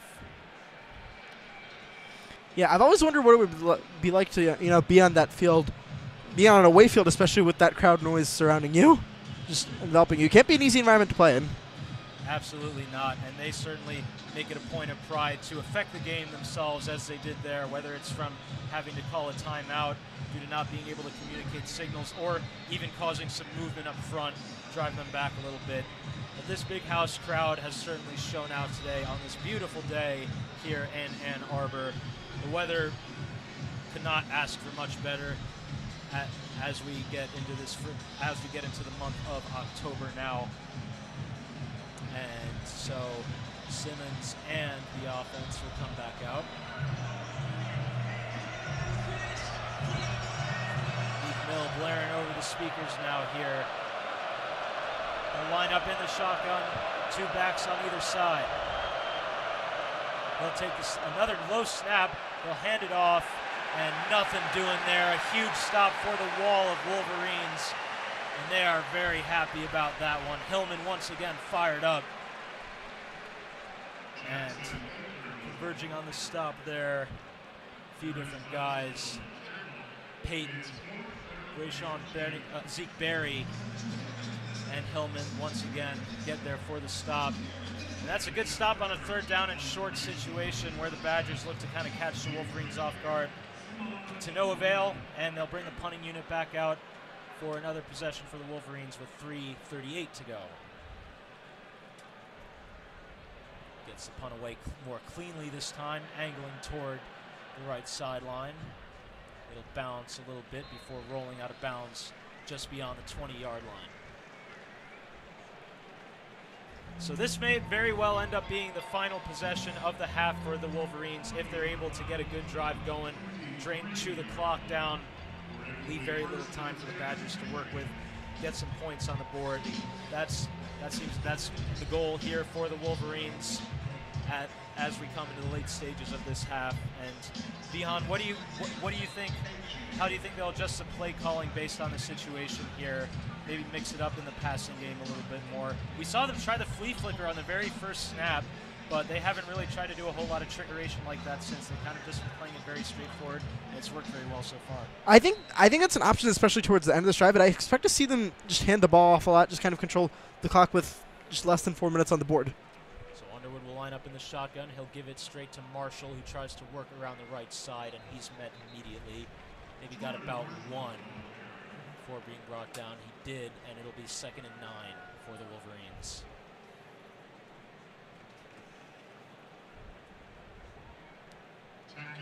Scores around the top 25. Illinois currently holds a 10-point lead over Purdue. Georgia, looking to bounce back from their loss against Alabama at home, has an early lead over Kentucky. And Iowa State currently down 24-7 to Cincinnati. Certainly did not expect that result, as Underwood will take the snap and fire toward the sideline. A little bit of a miscommunication there. Seemed like the receiver broke off the route, didn't break off the route where he wanted it to. He's looking for McCulley there. That one sails over his head. It'll be 3rd down and 8. Yeah, although my apologies. I do think those miscommunications have been a lot less common in this game. Yeah, they've certainly been on the same page. That one, though, not quite working out, but they'll have the opportunity to get it back here on 3rd down as Underwood lines up in the shotgun, takes the snap and drops back. Now trying to step up in the pocket, dance away from the pressure. He'll dive forward toward the marker, but he'll be well short, trying to make something happen with his legs, which we have not seen him do very much today. It'll be 4th down, and the Wolverines look like they're going to let this run down to the 2-minute timeout before getting the ball away. And both of these teams continuing not really to find much ground on offense. Been a very gritty defensive battle. Although, as you said, what else would you expect from these two teams? Big Ten Conference game. Absolutely. At noon on a nice fall day, although it is still 83 degrees in Ann Arbor. Hollenbeck sends the punt away now. They're going to let it take a bounce, and it'll be down at the 28-yard line. Bring us to the 2-minute timeout. So, Vihaan, give us a quick little summary in your own words here. What would you say the flow of this game has been, and what are a couple of words you would use to sum up how this one's progressed so far? I think it's been, it's been a very stop-start, I think. Obviously, you've got two teams that just kind of haven't really been able to find just a hole on offense the way you want them to. I think fluid's a good way to describe it, especially on Michigan's end, just kind of observing the changing game state. If I had to compare this game to a Taylor Swift album, which one would I compare it to? That's your department, man. Yeah, I don't know. That comparison loses me at the moment, I think. But yeah, I think in Michigan's case, I think I do like a lot of the adjustments that I've seen both on offense and defense, especially from Underwood. I think on a per-play basis, he's just getting better at reading those defense, just breaking from those holes. We haven't seen too many turnover-worthy throws. There was the one near pick, I guess, in the end zone, but I think again, his decision-making is growing from strength to strength, and I think Michigan kind of figured out its hole in the run game and hasn't really been able to hasn't been able to get the Badgers to give up that much so far. Both of these teams came out blazing to start the game. Very long, sustained drives, each 75 yards. But since then, we really have not seen that much movement on offense from either side, apart from the field goal drive by the Wolverines that put them in front here. But we really have seen a mix of a lot of different play calling for the Wolverines. They've kept it on the ground, which is their main philosophy, and it's worked quite well to this point. They were able to punch it in on the ground with Haynes. But they have not shied away from taking shots down the field and maybe getting a little bit creative. The flea flicker on the first snap of the game, the lob down the sideline toward Andrew Marsh. And so certainly we've seen a lot of different developments in this game and a lot of different looks from either side. But this Badgers defense certainly holding their own against what has been a very high-powered offense to start this season. Yeah, I think it's Yeah, the play calling has been conservative because it's worked so far. I do wonder if maybe, this team likes to establish the run at first. I don't necessarily think Wisconsin has had too many answers for the run. I think it's more so just you want to see a little bit more variety there. Like, there hasn't been a lot of play action called, and I'm wondering maybe is that something that we could expect to see in the second half. I think that getting that 32-yard out pass for Bryce to Andrew Marsh was big in terms of just establishing that they can get a downfield passing game going. It's just a question of, I guess, against Nebraska on a road environment, against a better team, you maybe don't trust those explosive plays as much. But here, with all due respect to Wisconsin, this is a game that you might trust to be able to do better at, that you trust to be a little bit more winnable. So I'm thinking, maybe do we open the playbook a little bit more? Maybe do we see a little bit more downfield passing in the second half? Possibly. The play action would work very well with that constant threat of the rushing attack there. Would maybe catch the defense a little bit off guard. As the Badgers will once again come out under center in the I formation. 2 receivers out wide on each side. Simmons will drop back. Pressure's coming from the right side. He's able to find Lance Mason, the tight end, toward the left sideline, all the way out past the 45. Great job there by Hunter Simmons to kind of stand in there, deliver the throw, and Lance Mason is one of their most reliable targets here. And once again, they're able to find a seam in the Wolverines secondary. That I formation is, they weren't in the Big Ten when it was pioneered, but I guess you can call it Big Ten heritage, obviously pioneered by the great Tom Osborne at Nebraska during their legendary run of 90s dominance. Simmons will give it on the jet sweep. It's a double reverse now coming around the other side. Dylan Jones tries to turn the corner, and he'll be stopped just shy of the marker. He's able to get it just past the 50, but that'll be second and 5 on the 49-yard line of the Badgers. And so a little bit of trickeration there by the Badgers, getting their top running back out in space, and it's able to get him a 5-yard gain. And I wonder, is that maybe something you see a little bit more from Michigan? Maybe a jet sweep, maybe something along those lines? Certainly tried the movement there with the double passes. Simmons now will take it out of the pistol. It's a give toward the right side, and he'll get out past the 50-yard line. And it'll be 3rd down and 3. So they go from their own 49 to the 49 of the Wolverines with 1 minute exactly to go and counting. And Michigan has slightly more leverage in terms of the clock management game here. You got 3 Wolverines timeouts to Wisconsin's 2. So if Wisconsin can get into field goal range, Michigan does have the potential to ice. Crowd trying to make themselves felt one last time before the half as it is 3rd and 3. Huge drive here for Hunter Simmons and the Badgers offense as he'll take the snap, fakes the handoff, pressure comes in his face, and TJ Metcalf is able to get there and bat it down. A huge play there. Metcalf breaking right into the backfield, left Hunter Simmons with no room to throw the ball. He gets there and bats it down, and that'll be a punt, it looks like, for the Badgers, as the Wolverines will get one last possession with 34 seconds to go in the half. Yeah, and that's what I've been saying just all game with this Wolverines defense. Maybe they give it more 2nd, 3rd, and longs than you would have liked, but when you need a big play like that batted down pick, that sack, they'll come and deliver those, and I think that's the big difference between this year's defense and last year's defense. Last year's defense wasn't doing that. Absolutely. They were not able to get those opportunities. But they get in there as the Badgers punt it back away. This one going close to the end zone. Let it bounce over his head. It'll die right around the 5-yard line, where Bryce Underwood will try to lead one last drive with 24 seconds to go, get some points out before the half. We'll see if he's got some miracles in it. And I'm thinking we see maybe a replication of that trick play that we saw towards the end of the first half in Nebraska. That just narrowly missed the end zone, but the motion on that play was perfect, I think. Yeah. So out comes... Maybe even some Dylan Raiola Hail Mary action that Michigan fell victim to at the end of that first half. See if the Wolverines can move it up far enough to get the opportunity for Bryce to show off his arm strength and let one fly. But right now he's backed up all the way on his own 6-yard line in the shotgun with Haynes lined up to his left. 2 receivers out wide on the left side. Bryce will take the snap, fake the handoff. Had Samaj Morgan open on in and out of his hands. Looked like he had some opportunity for the run after the catch. Took his eyes off the ball. Was focused a little more on getting the yardage upfield. Could not secure it. And that'll bring up 2nd down. huge missed opportunity there for the Wolverines.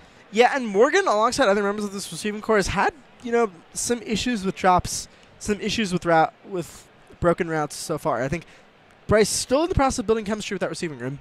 Underwood will take the snap and give it to Haynes, who tries it around the right side. Not much going there. He'll follow his blockers and push the pile forward. And it looks like the Wolverines are just going to let the clock run down to the end of the half, trying to protect this lead going into the locker room. And the fans in the crowd maybe not too happy with the way that final drive was managed, but they do go into the locker room with the lead. We have seen the offense be able to move the ball a couple times, but I think Vihaan certainly they'll need to do a little bit of refocusing in this second half to try to maybe open this game up the way they may have been looking to before the beginning. Yeah, I think both the pass and the run concepts in this game have been, very by the book, conservative, which is what you expect from the Lindsay offense starting off. But I think again, maybe this is a similar situation where they went into the New Mexico game in the season opener thinking you don't need to put much on tape to beat this team.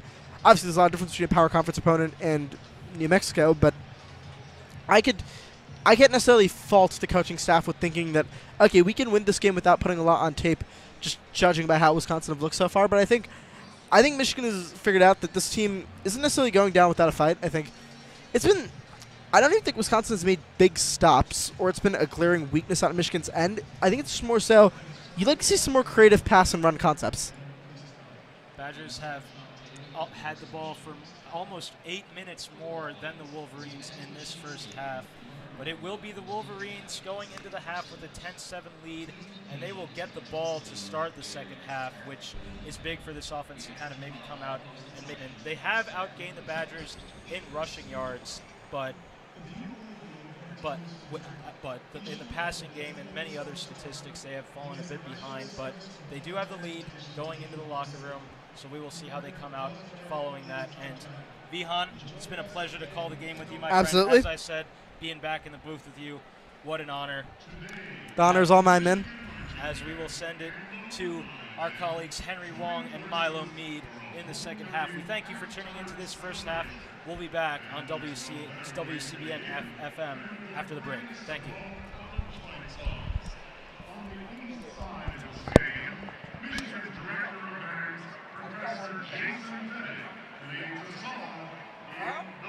I would just change here.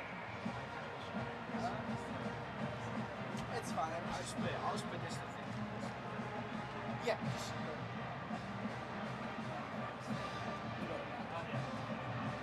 That's not on. That is fine. Of course.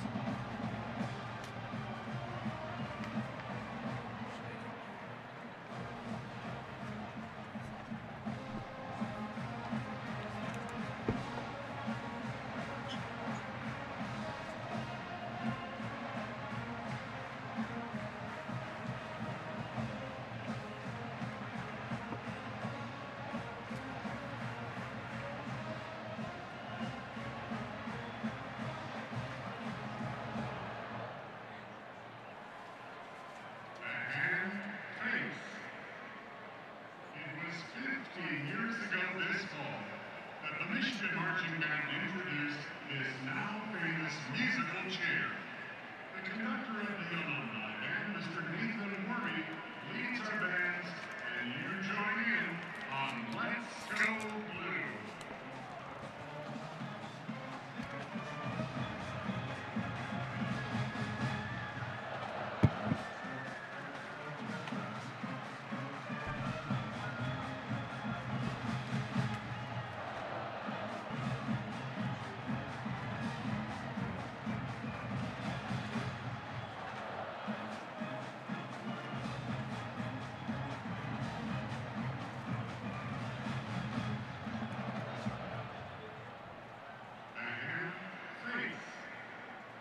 Next, we're glad to welcome back the 12th conductor of the Michigan Marching Band, who led the band in the 1991 and 2000 seasons. Now director of orchestras at Syracuse University, Dr. James Tapia. He'll lead our bands in our unique Calypso version of the Victor.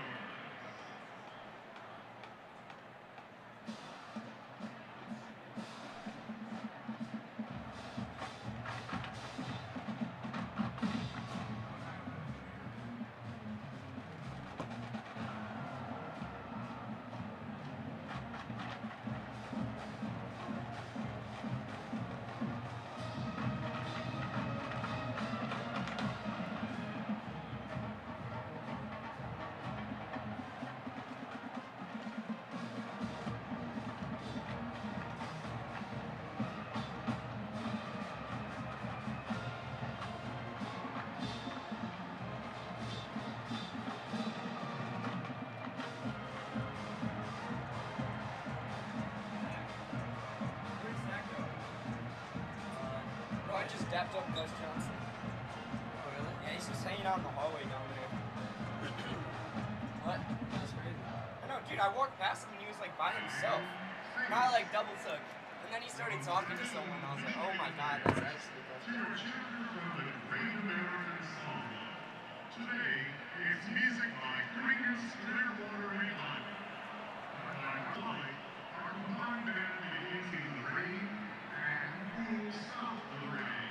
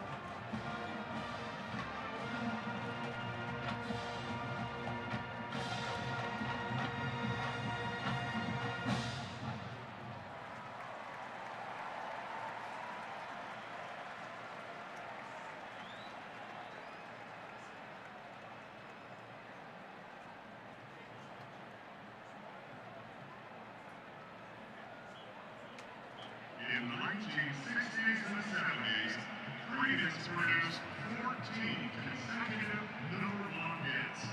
Here's another CCR medley, led by Associate Director of Bands, Dr. Courtney Snyder. Down on the corner and up around the bend.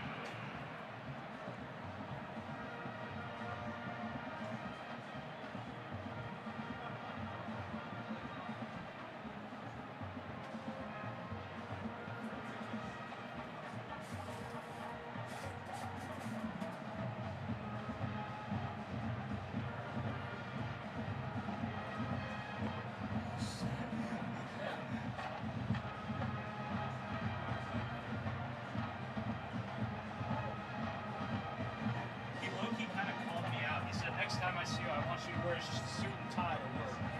Yeah, he wasn't a fan of the quarters yet. Yeah, he's literally just hanging out there. Milo told me he was just downstairs. I got to talk to him. He low-key called out my shit. Now I feel bad. He's a real professional. Guess I'm not going down there. Yeah. At least I got the khakis on. Like.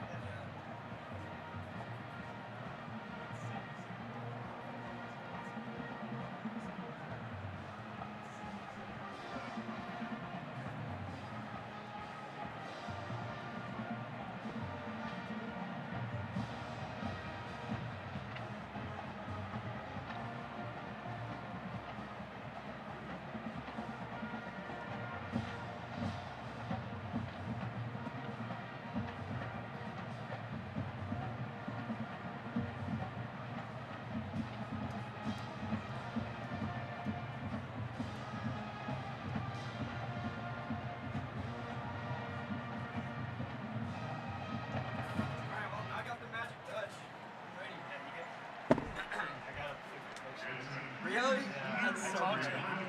Yeah, I said it, I was like, awesome. He called me out on my shit, man. Like, he was like, next time I see you, I want you to wear a suit and tie. Okay? Yeah, so you got it right. I'll take a picture with him after the game, bro. I'm glad I got to now. Thanks for telling me he was there. No, I walked down there and he was the only one. Really? Like maybe one other dude. I had to I hope I double. wasn't I bothered. could double take. Man, it's just ripped out.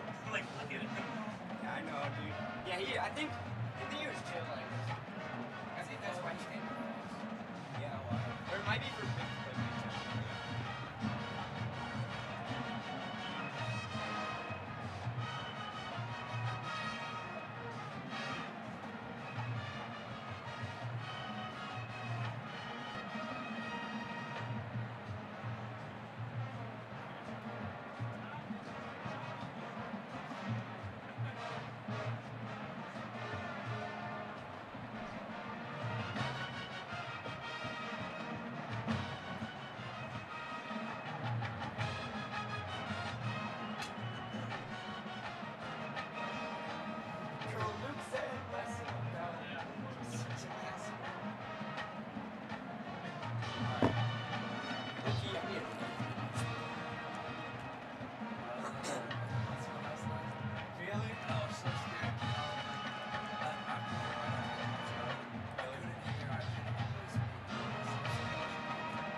My throat was so bad last night. I was like, I couldn't sleep.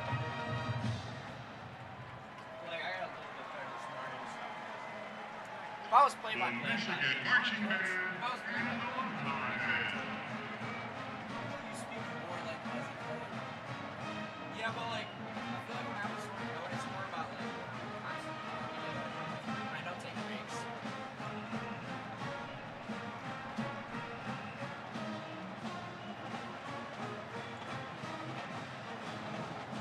The Michigan marching band would like to thank the Paul J. Bishop Foundation and the Bishop family for their generous sponsorship of today's halftime show. In memory of Paul, a proud Michigan MBA graduate.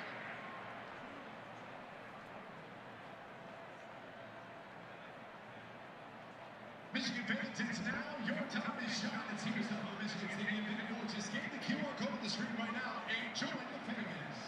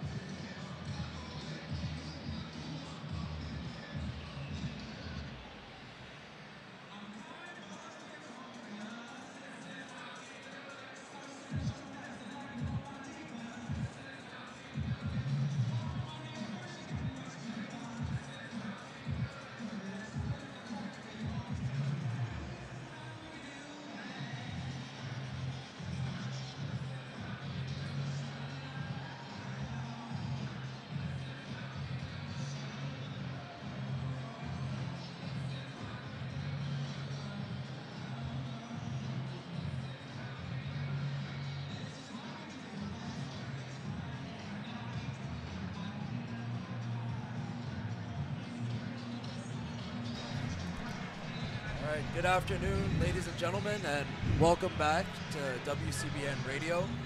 I'm Henry Wong, and with me is Milo. How did you feel about that first half? I thought it was a very clean game. Obviously, we saw no interceptions, no turnovers. There were only 2 penalties, both on Wisconsin. I thought our defense looked great. Our offense, there's some to be desired there. I'd like to see some, more deeper pass plays. Maybe get our run game a little more established. We only had that one big run from Justice Haynes for a 43-yard touchdown, and other than that, our running game has been pretty slow. So I'd like to see that pick up for sure. Yeah, it's kind of surprising, just really seeing how fast both teams came out of, to start the game, scoring on the first drives. And, it's been kind of stagnant since then. Yeah. On both sides of the ball, Wisconsin struggling with sort of the run that they had a lot of success with on that first drive. Obviously, Michigan, just untimely plays here and there, a lot of receivers dropping passes, and sort of, kept this game at pretty low scoring. After watching that first drive, you might have thought that this game might, get up there and that's good scoring, but so far 10-7, not a lot of offense, a lot of defense. Yeah, I 100% agree. I mean, we came into this game knowing Wisconsin was the best rushing defense in the country. They allow 50 yards per game. Maybe they haven't played the best opponents so far this year in terms of rushing, but I think this is a great test for them, and so far they have been absolutely showing out and almost shutting down this Michigan run offense besides that one long 43-yard touchdown. Yeah, and Wisconsin, sort of making an interesting decision here to start Hunter Simmons over their usual backup, Danny O'Neal. What do you think about that? How is that working? I feel like they're not too worried about their passing game. They're usually doing short passes, quick throws to Tretch Kekahuna, or quick dish outs to Dylan Jones. So I think they're going to continue that, and they're not too worried since they were already missing this starter going into this game. Yeah, and it looks like we're about to get the second half started here as Michigan as Wisconsin looks to kick off here. Deep for Michigan to receive is Andrew Marsh, the freshman. Standing in the end zone. Here comes a kick. We are underway in the second half. And the kick is going to sail past the end zone. And Michigan will take the ball at the 25-yard line. So here comes Bryce Underwood and the offense. What do you want to see from Michigan's offense this half that they might not have been able to do in the first half? Well, I'd say, I think Michigan really has gone sort of in wider formations. You're used to seeing, especially just with how much they rely on the run, them going in sort of bunch formations. They've been trying to test the pass defense of the Badgers. And, I think they've had some success. They've got, certain penalties against them. But here's Bryce Underwood with Justice Haynes to his right. 2 receivers at the bottom. And they're going to hand it off. And Haynes is going to go right down the middle, run over a defender for a gain of about 6 or 7. Great truck there by Justice Haynes. He hit the hole perfectly and right into that linebacker's face. Yeah, you really want to see, Michigan has had so much success recently with their run game. You really want to see them get that going. You mentioned that early run with Justice Haynes where he ran for about 40, 50 yards. So far, really haven't seen those chunk plays. Yeah, I'd like to see some chunk plays on the passing game as well. Underwood and pistol, Haynes behind him, motion. He's going to fake the handoff, roll out to his right, pass it to Marshfield, and he's going to be pushed out of bounds for a first down around the 46, 44-yard line. All right, that's what I like to see. We got a good quick pass. They know they need to play a little slower. And Yeah, you've seen a lot of sort of their receivers struggle with passes. Getting those intermediate passes where they can catch the ball is good. Underwood in shotgun, gets it, swings it out in the flat, and immediately the Badgers defense swarms. Yeah, Samaj Morgan accidentally running into Evan Link. Unfortunately, he will get stopped after about a 2-yard gain. Yeah, the Badgers defense not fooled there. Sort of read that fake handoff, immediately covered on Samaj Morgan. Brings up 2nd and 9, sorry, with a loss of 1 there. Back in the shotgun formation. Underwood snaps it, looks, throws to his right, looking downfield, throws it, caught I believe that is number 4, Marsh, the freshman again with the reception. Yeah, Andrew Marsh, way to get open there on the right sideline. Got in his way for Bryce Underwood to just dime him in there right in the chest. Yeah, Andrew Marsh really having a lot of success this game, leading all receivers for Michigan with 4 receptions, 80 yards, 4 for 4 in terms of target to receptions here. Underwood Here they go in T. with 2 in the backfield. Snaps it, hands it off. Rolling left, looking to get to the outside, and is tackled. And that was Justice Haynes, tackled around for a 6. Couple flags on the play. May look to be holding, but Justice Haynes, regardless, with a great cut to the left side. Yeah, sort of the left tackle there.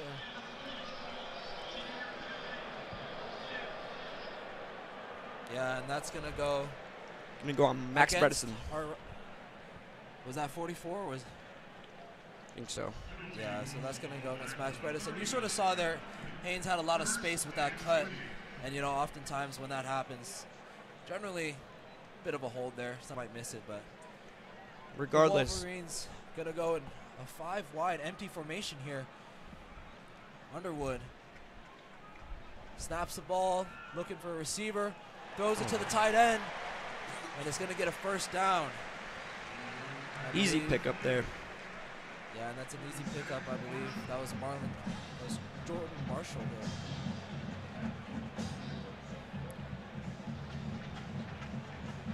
They're going to bring in Justice Haynes for this play.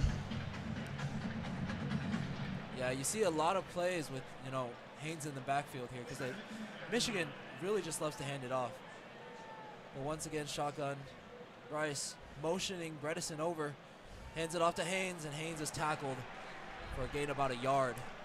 That was read very well by the Wisconsin defensive line, getting into the D-line and penetrating that immediately. Right past Max Bredesen, the lead blocker. Yeah, Haynes sort of tried to make a cut through the middle, but couldn't get past the D-line there. All right. Michigan staying in shotgun, motioning Samaj Morgan from the right to the left. You got 3 receivers on the left. Looking to pass. Underwood looking to escape. Escapes the defender. Looking downfield. Swings it out to Samaj. Holds on to the ball. And is tackled around the Badgers' 10-yard line for a gain about 10, 15. Great play there by Bryce Underwood to escape the pocket, get away from the pressure, and deliver a throw on the run straight to his target, Samaj Morgan. That will set them up for 1st and goal. Yeah, and that's really one of the big things that, you know, when Michigan brought in Bryce Underwood, the biggest thing about him was his legs, his ability to escape and move around in the pocket. As they hand off to Haynes, and Haynes gets tackled in the backfield. And this Wisconsin D-line just continues showing out, stopping this Michigan run. Another tackle for Justice Haynes. Another tackle on Justice Haynes behind the line of scrimmage. Yeah, so far the Wisconsin D linemen, you know, I've had a lot of success, you know, getting into the backfield. And it's interesting to see what Michigan is going to draw up here on a 2nd and 12. They're going to go I. Yeah, it looks like they're in pistol here with Haynes behind Underwood. Underwood hands it off again. Haynes right down the gut for a gain about 5. And to bring up a 3rd and 9. And this is going to be an interesting play call here. What do you think Michigan should do? Sort of in this red zone area, but still a long 3rd down. I mean, I think throw or screen pass. I don't think we should be running it on this. I think we could even do play action if we were going to have a running back there, but I could see empty backfield here, but they're going to bring Justice Haynes on. Yeah, it looks like they're going to stay in the shotgun. Lone receiver at the right. They're going to motion the tight end over. Underwood snaps it, looks to pass, slings it over the middle. Just off the mark. For Marlon Klein, but covered well by the Badgers defense, and that's going to bring out Dominic Zavada and the kicking team. Yeah, I mean, this Wisconsin defense just continuing to show out. Yeah, so how'd you feel about that play call there? Sort of looking for a pass play. I enjoy that. I like having Marlon Klein over the middle. He's a great jump ball receiver. But unfortunately, Wisconsin was ready. They had a great coverage in the end zone. I love this defensive battle. But overall, how did you feel how about that drive for Michigan? It's, pretty good. See sort of the field goal go through, and it's good. I like the slow, methodical drives. like it's going to be in this close game. Yeah, Michigan sort of, as we mentioned, both teams struggling to put points on the board, but it's nice, if you're any team to come out of the half, sort of walk a team down the field and at least get something on the board. Yes. But yeah, so far in the game, Bryce Underwood, 9 for 15, 125 yards. Sort of, Michigan has tried to really vary it between their passing and, rushing offense here. But, passing so far, 125 yards, rushing 93 yards. How do you feel about how Michigan is sort of balancing their offense right now? I think they're doing a just fine job, especially in this pass drive with the balance between run and pass. I would have originally said in the first half maybe we were doing too much run. Maybe Michigan could do more passes, maybe more deep balls. But I think they're methodically driving it down the field, and that's an unfortunate miss by Zvada. And now we just need our defense to step up. Yeah, I apologize about that one. Looked good from our angle, but it seems it went wide left there. Yeah, Zvada missing the 36-yarder. And you don't really see that from Dominic Zvada. That's sort of uncommon for him. No, he's usually automatic, especially from far out. So he shouldn't be missing very much on medium range kicks. Yeah, and that's crucial because it keeps it a 3-score game. It keeps it a 3-point game for the Badgers, and the Badgers so far have had some success in offense. If they can come down the field on this drive, get a field goal, maybe get a touchdown, you tie up the game, maybe take a lead, that could really just change how this game is going so far. Yeah, I agree. I think that Wisconsin's going to come out and they're going to start running the ball heavy. Even more pass than Michigan the clock and trying to take the lead at the end of their drive. Yeah, Wisconsin, really relying on their run game. They've sort of tried to run with a lot of different people here. Obviously, Dylan Jones is going to get sort of the bulk of the carries here as the main back, but they've had 6, 8 backs sort of in the backfield so far. Yeah, and Dylan Jones already having a good showing with 55 yards and a touchdown. And I imagine they're going to go straight back to him for this drive as well. And here comes the Badgers offense with Hunter Simmons in his first game of the season. So far, pretty impressive, 9 for 12, 84 yards. When you get sort of called up suddenly, sometimes you see quarterbacks sort of struggle early, but, seen some successes. Sort of done well in the pocket. Yeah, I feel like they've done a great job on taking the pressure off of him, making sure they're doing quick throws as well as plenty of runs. All right. So here's Wisconsin in shotgun formation. They're going to snap the ball and hand it off to Dylan Jones, and he's going to be tackled for a loss of about 2 yards. Michigan defensive line good on crashing down in there, stuffing up the run. It looks like they're going to give Wisconsin some forward progress about that. So it'll be 2nd and 9, gain of a yard. And it's interesting to see how Wisconsin's going to come out, given that their defense, even though it was a missed field goal from the Badgers, the defense technically held them to no points. So here they go in I formation. Hunter under center. He's going to fake the handoff, going to roll to his right, look downfield. No one's open. He's going to sling it. It's incomplete. Jair Hill with incompletion, getting in there for the broken up pass. Great play. Yeah, and that's good coverage by Jair Hill. Simmons had a lot of time there downfield, but it's great coverage by the Michigan cornerbacks there. Yeah, Simmons rolling right out of the pocket, just getting plenty of time to throw that ball. But unfortunately, 3rd and 9, and Michigan Stadium is getting loud here. They're going to go empty. The Badgers are. They're going to motion a receiver over. Okay, motioning Jones back into the backfield to shotgun formation. They're going to snap it, and he's going to look downfield to throw, and he's going to sling it and immediately bust it up. See a great blitz coming in there from Michigan. Yeah, I believe that was number 19, Rod Moore, on the tackle. Yeah, that Michigan blitz, they jumped right over the offensive line. At least 2 of them did, and the quarterback had to throw it almost immediately into pressure. Yeah, and the receiver got hands on there, but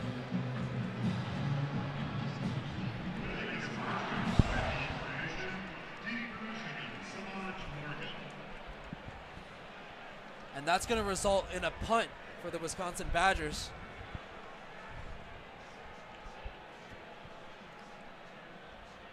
And it's a weak one. It's going to go towards midfield. Samaj Morgan's going to call for a fair catch around the 37-yard line of Michigan.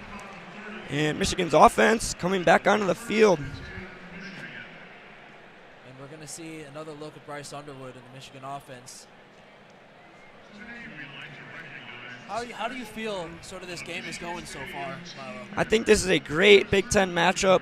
I love close games. I love defensive close games as well. And that is what the Big Ten is built off of, especially run defense, which these two teams have been doing very well today. Especially Wisconsin, obviously being one of the best run defenses in the country. The best, according to the stats. And I mean, I think we're seeing it here today. They're proving themselves as a good defense because they're stopping our run very well against Justice Haynes, who's had 100 yards in his last 4 games. So, I mean, I'm really excited to see Michigan's passing game maybe take a shot here. So, if you really look at the last couple of drives, I mean, for Wisconsin, first drive, touchdown. Every drive since then has sort of ended in a punt. And then on the Michigan side, first drive was a touchdown. You sort of punt 3 times, you get a field goal, and then you get a missed field goal attempt. How do you feel like sort of these offenses can try to find some of that success that they found early on? Like what's sort of changed in your mind? I feel that maybe the teams have stopped taking shots downfield, and they've realized this will be a closer game. They want to run the ball more, run the clock out more, control the game as much as they can, and therefore they've been running the ball a lot more or doing a lot safer passes, which keeps the score very low and allows the defense to make plays. Do you feel like any team should start taking some of those chances that you said? I think both teams should start taking chances, but Michigan, we've seen a few deep balls. One was caught, one was a pass interference, one was incomplete. But I want to see more from Wisconsin. I want to see some deep balls, some trick plays, maybe trick this Michigan team.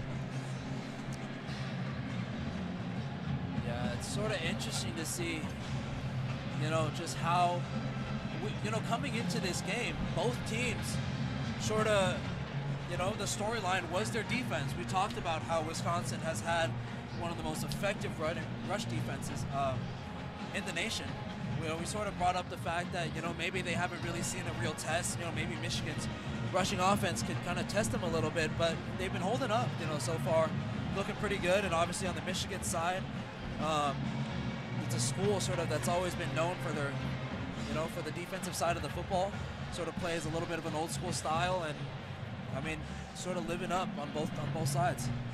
Yeah, both these teams' defenses have been showing out this game, and I'm very excited to watch this. As here, Bryce Underwood take the field, Justice Haynes behind him. Yeah, we're going to see a lot of these two in the future, Bryce Underwood and Justice Haynes. Duo's had a lot of success this year so far. Here they're out of pistol.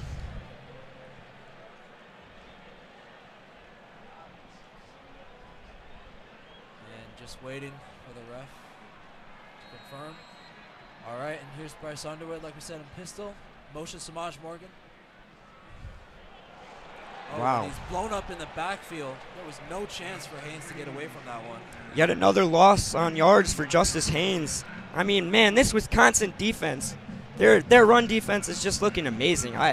Justice Haynes has been tackled behind the line of scrimmage like 3 times now, and this is just incredible. I think their D-line is just showing out right now with Ben Barton and JVR Suggs leading the charge. Michigan is going to go in shotgun, 3 receivers at the top. They're going to motion Haynes out. They're going to fake it. They're going to swing it to Klein. Klein's going to hurdle a man and get a gain about 6 yards. About 3 yards short of the first down. Yeah, Bryce Underwood reacted to the pressure well there, finding his open tight end. Good throw there. That's going to bring up a 3rd and 3. And it's interesting to see how Michigan's going to run this play. I mean, you sort of have options, right? You can go to the run game. You can go to the passing game. I I mean, how would you feel? It seems like Wisconsin's bringing out some of their big boys here. I wouldn't mind a play-action pass right here now that they got all their linebackers and linemen in. 2 receivers on each side. Haynes in the backfield. They're going to motion a receiver over to the right. Underwood throw the ball. He's going to run it through up the middle. Throws it. And that's batted away, intended for Marlon Klein. Just a little too much power on that throw to Marlon Klein. Fortunately, bounced out of his hands, but still, I like the pocket presence by Bryce Underwood there to roll right out of the pocket and find a target. Yeah, and that was broken up by number 8, Mason Posa, the linebacker for Wisconsin. And that's going to bring up a 4th and 3 and another punt for in this game.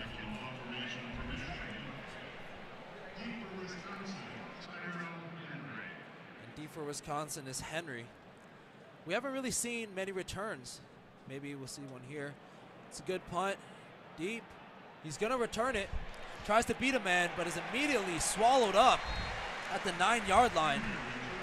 There it is. Good heads-up play by the special teams to swarm him down and keep him in the 10-yard line. And now the Wisconsin offense will have to drive all the way down the field, about 90 yards. That was great special teams coverage. Tackle actually by the running back. Tackle by number 22, I'm sorry. I believe that was Elijah Dotson, the defensive back. So if you're Wisconsin on your own 9-yard line, sort of you've punted every play of the game past your first drive. Yeah. How do you sort of move forward from here offensively? Yeah, so I'm going to want a very methodical drive here. You're going to want to get each first down probably in 3 plays and just take as much time as possible, because when you score, it'll still be a close game. So I imagine close passes and short runs for a methodical drive downfield. Probably take up a lot of time. That's how that Wisconsin offense likes to play. So. Yeah, and if we just sort of reflect on like that last drive from Michigan, you know, we talked about, like we said, how they rely on the run game, but, you know, really not finding a lot of success in the run game currently.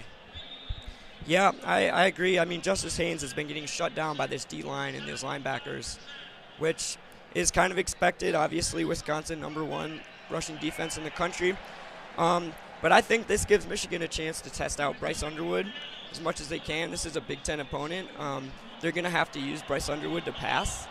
So I'm excited to see if they're going to dial up some big plays with Bryce Underwood or some trick plays even, like that flea flicker we saw in their very first play. Absolutely. I think that's probably like the most, I would say, exciting or ingenuitive play we've seen out of Michigan in a while. That flea flicker to open the game. I mean, that totally caught Wisconsin off guard, you know.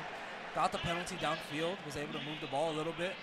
I think if we see a little bit more of that out of Sharon Moore, you know, maybe you could catch the Wisconsin Badgers defense off guard.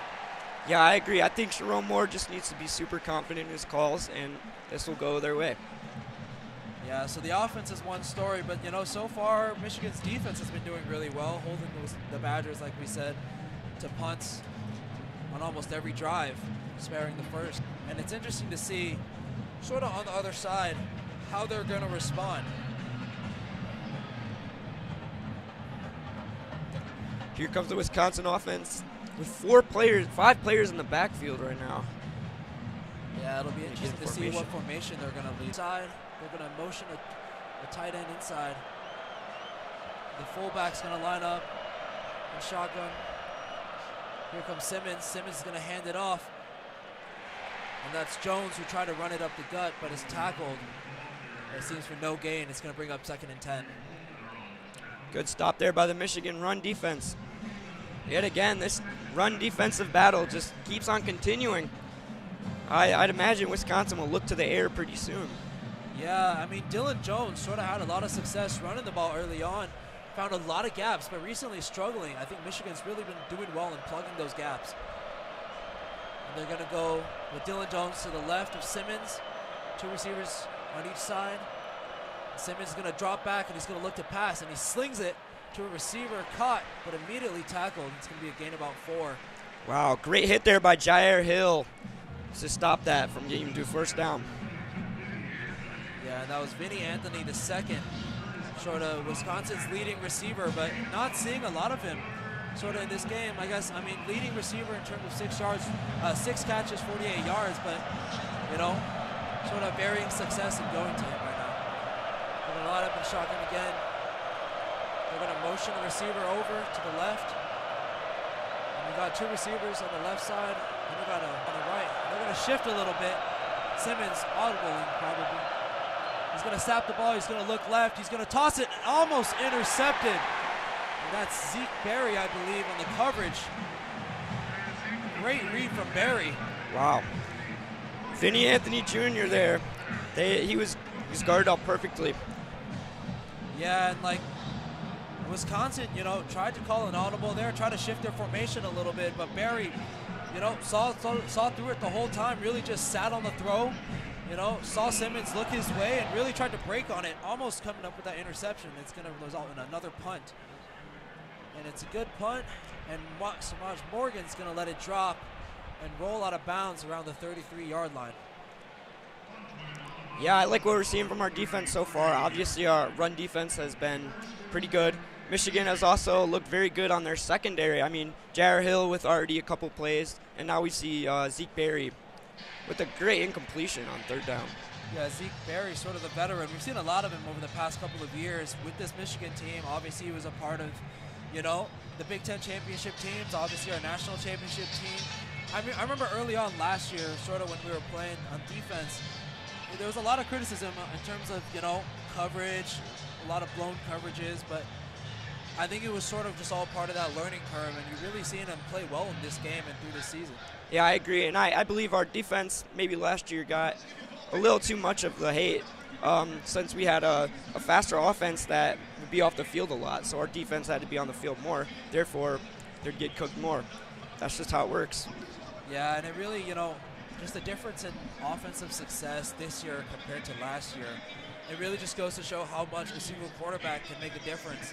You know, Bryce Underwood, even just as a freshman, you know, there's a lot of deficiencies in his game currently just from like youth and inexperience, but I mean, just the raw talent of being able to escape in the pocket, move around, look downfield, and he throws some absolute darts. He is such an impressive runner for a freshman. It's crazy. And his throws are amazing. He has such velocity on his throws. He may not be the most accurate quarterback ever, but he has been growing and learning. So I love to see his progress so far this season. Yeah, and part of that, you know, we've talked about some of the drops so far in this game. It really just does go back to, you know, I was watching this video online the other day, and it was like how fast like actual NFL like pro football quarterbacks are throwing the ball compared to like what you would expect. These are bullets that are coming at these receivers. 100%. So, you know, you might see on TV, you might hear on the radio, oh, it's a drop, you know, by the receiver, but that's hitting their hands hard, and sometimes it's hard to focus on the ball and avoid, you know, getting smacked in the face. Oh yeah.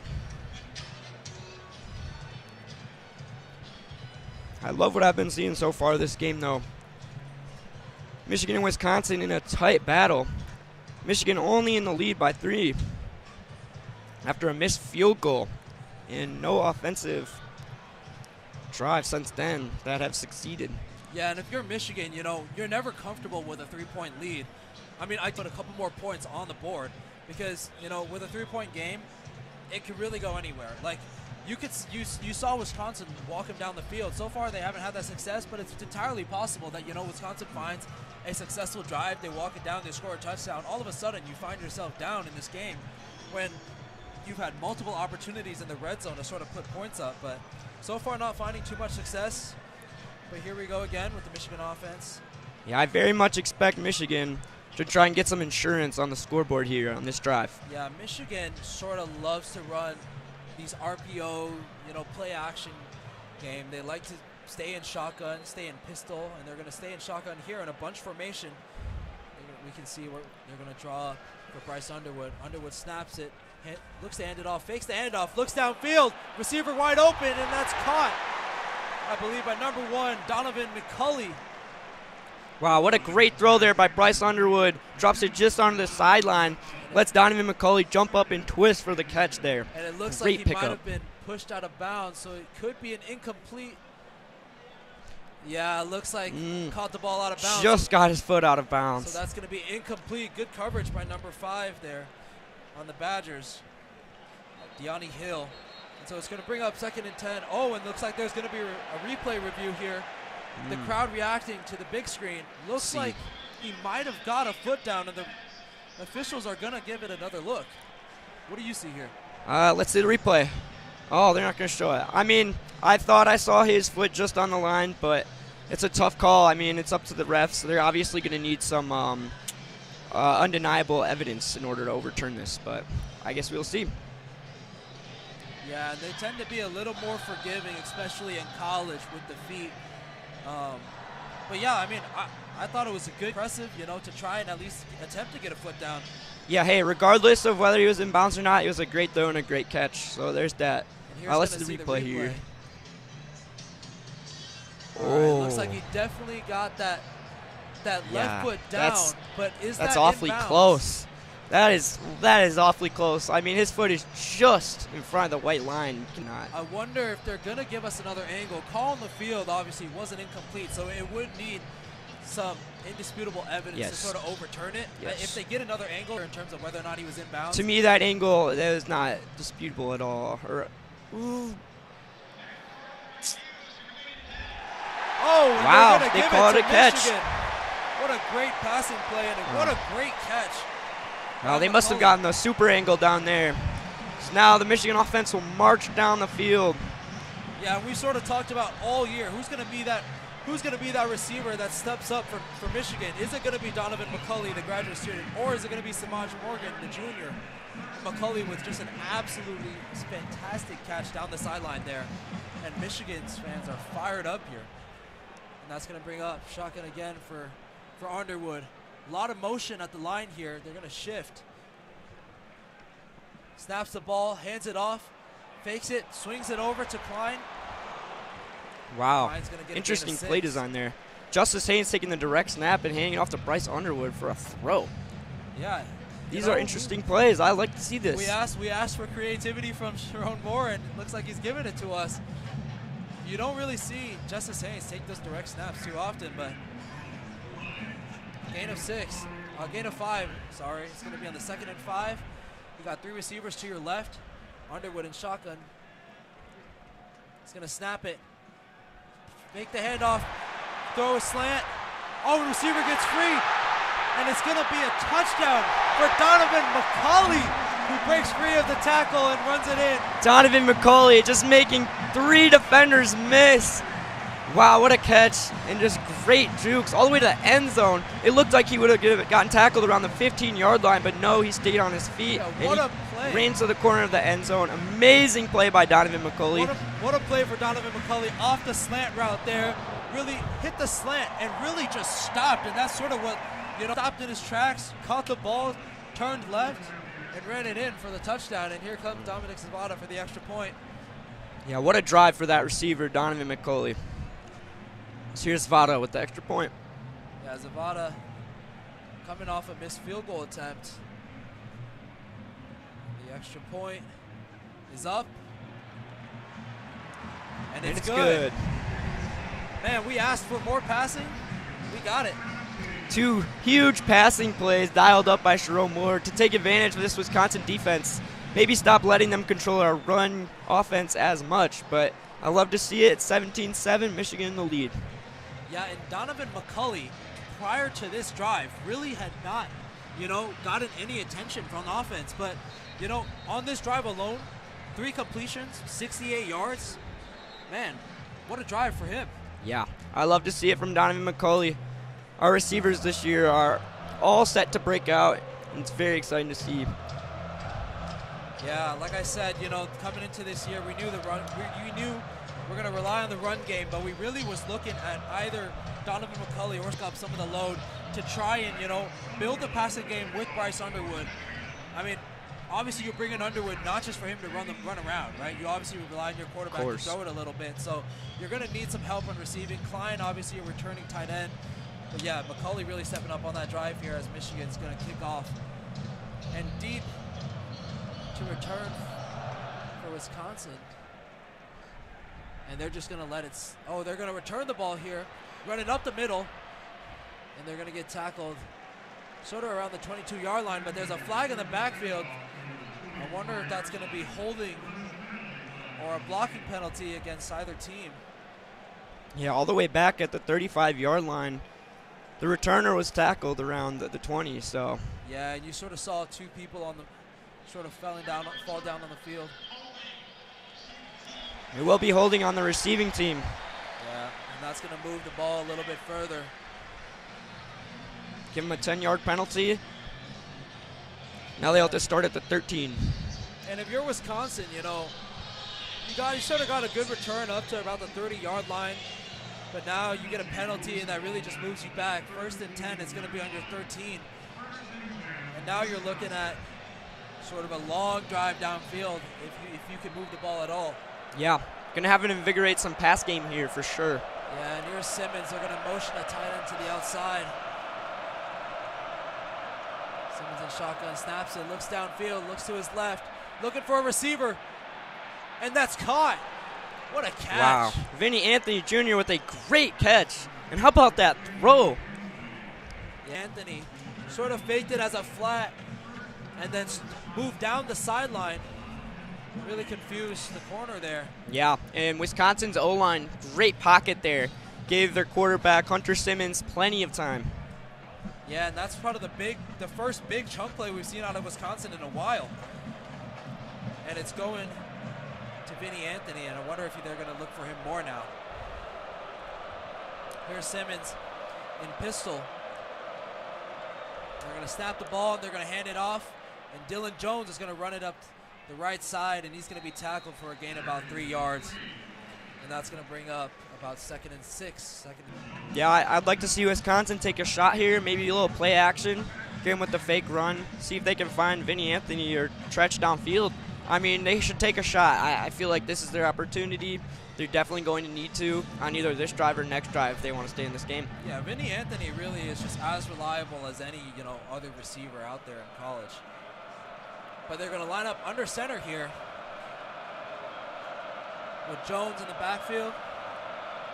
And here comes Simmons. Simmons under center, snaps it, fakes the handoff to Jones, picks up a block. Here's the shot. Looking downfield. It's intercepted. That's intercepted. I believe, is that number 19? I believe that's number 19, Ron Moore with the interception. Wow. And they're going to bring out the turnover buffs here for him. What a play. I mean, the deep ball, straight in the double coverage, safety coming. Really just saw Michigan's safeties and quarterbacks converge on that ball there. Oh, yeah. I mean, I believe he was looking for Vinny Anthony again, but I mean, Anthony was just absolutely surrounded by 3 Michigan defenders.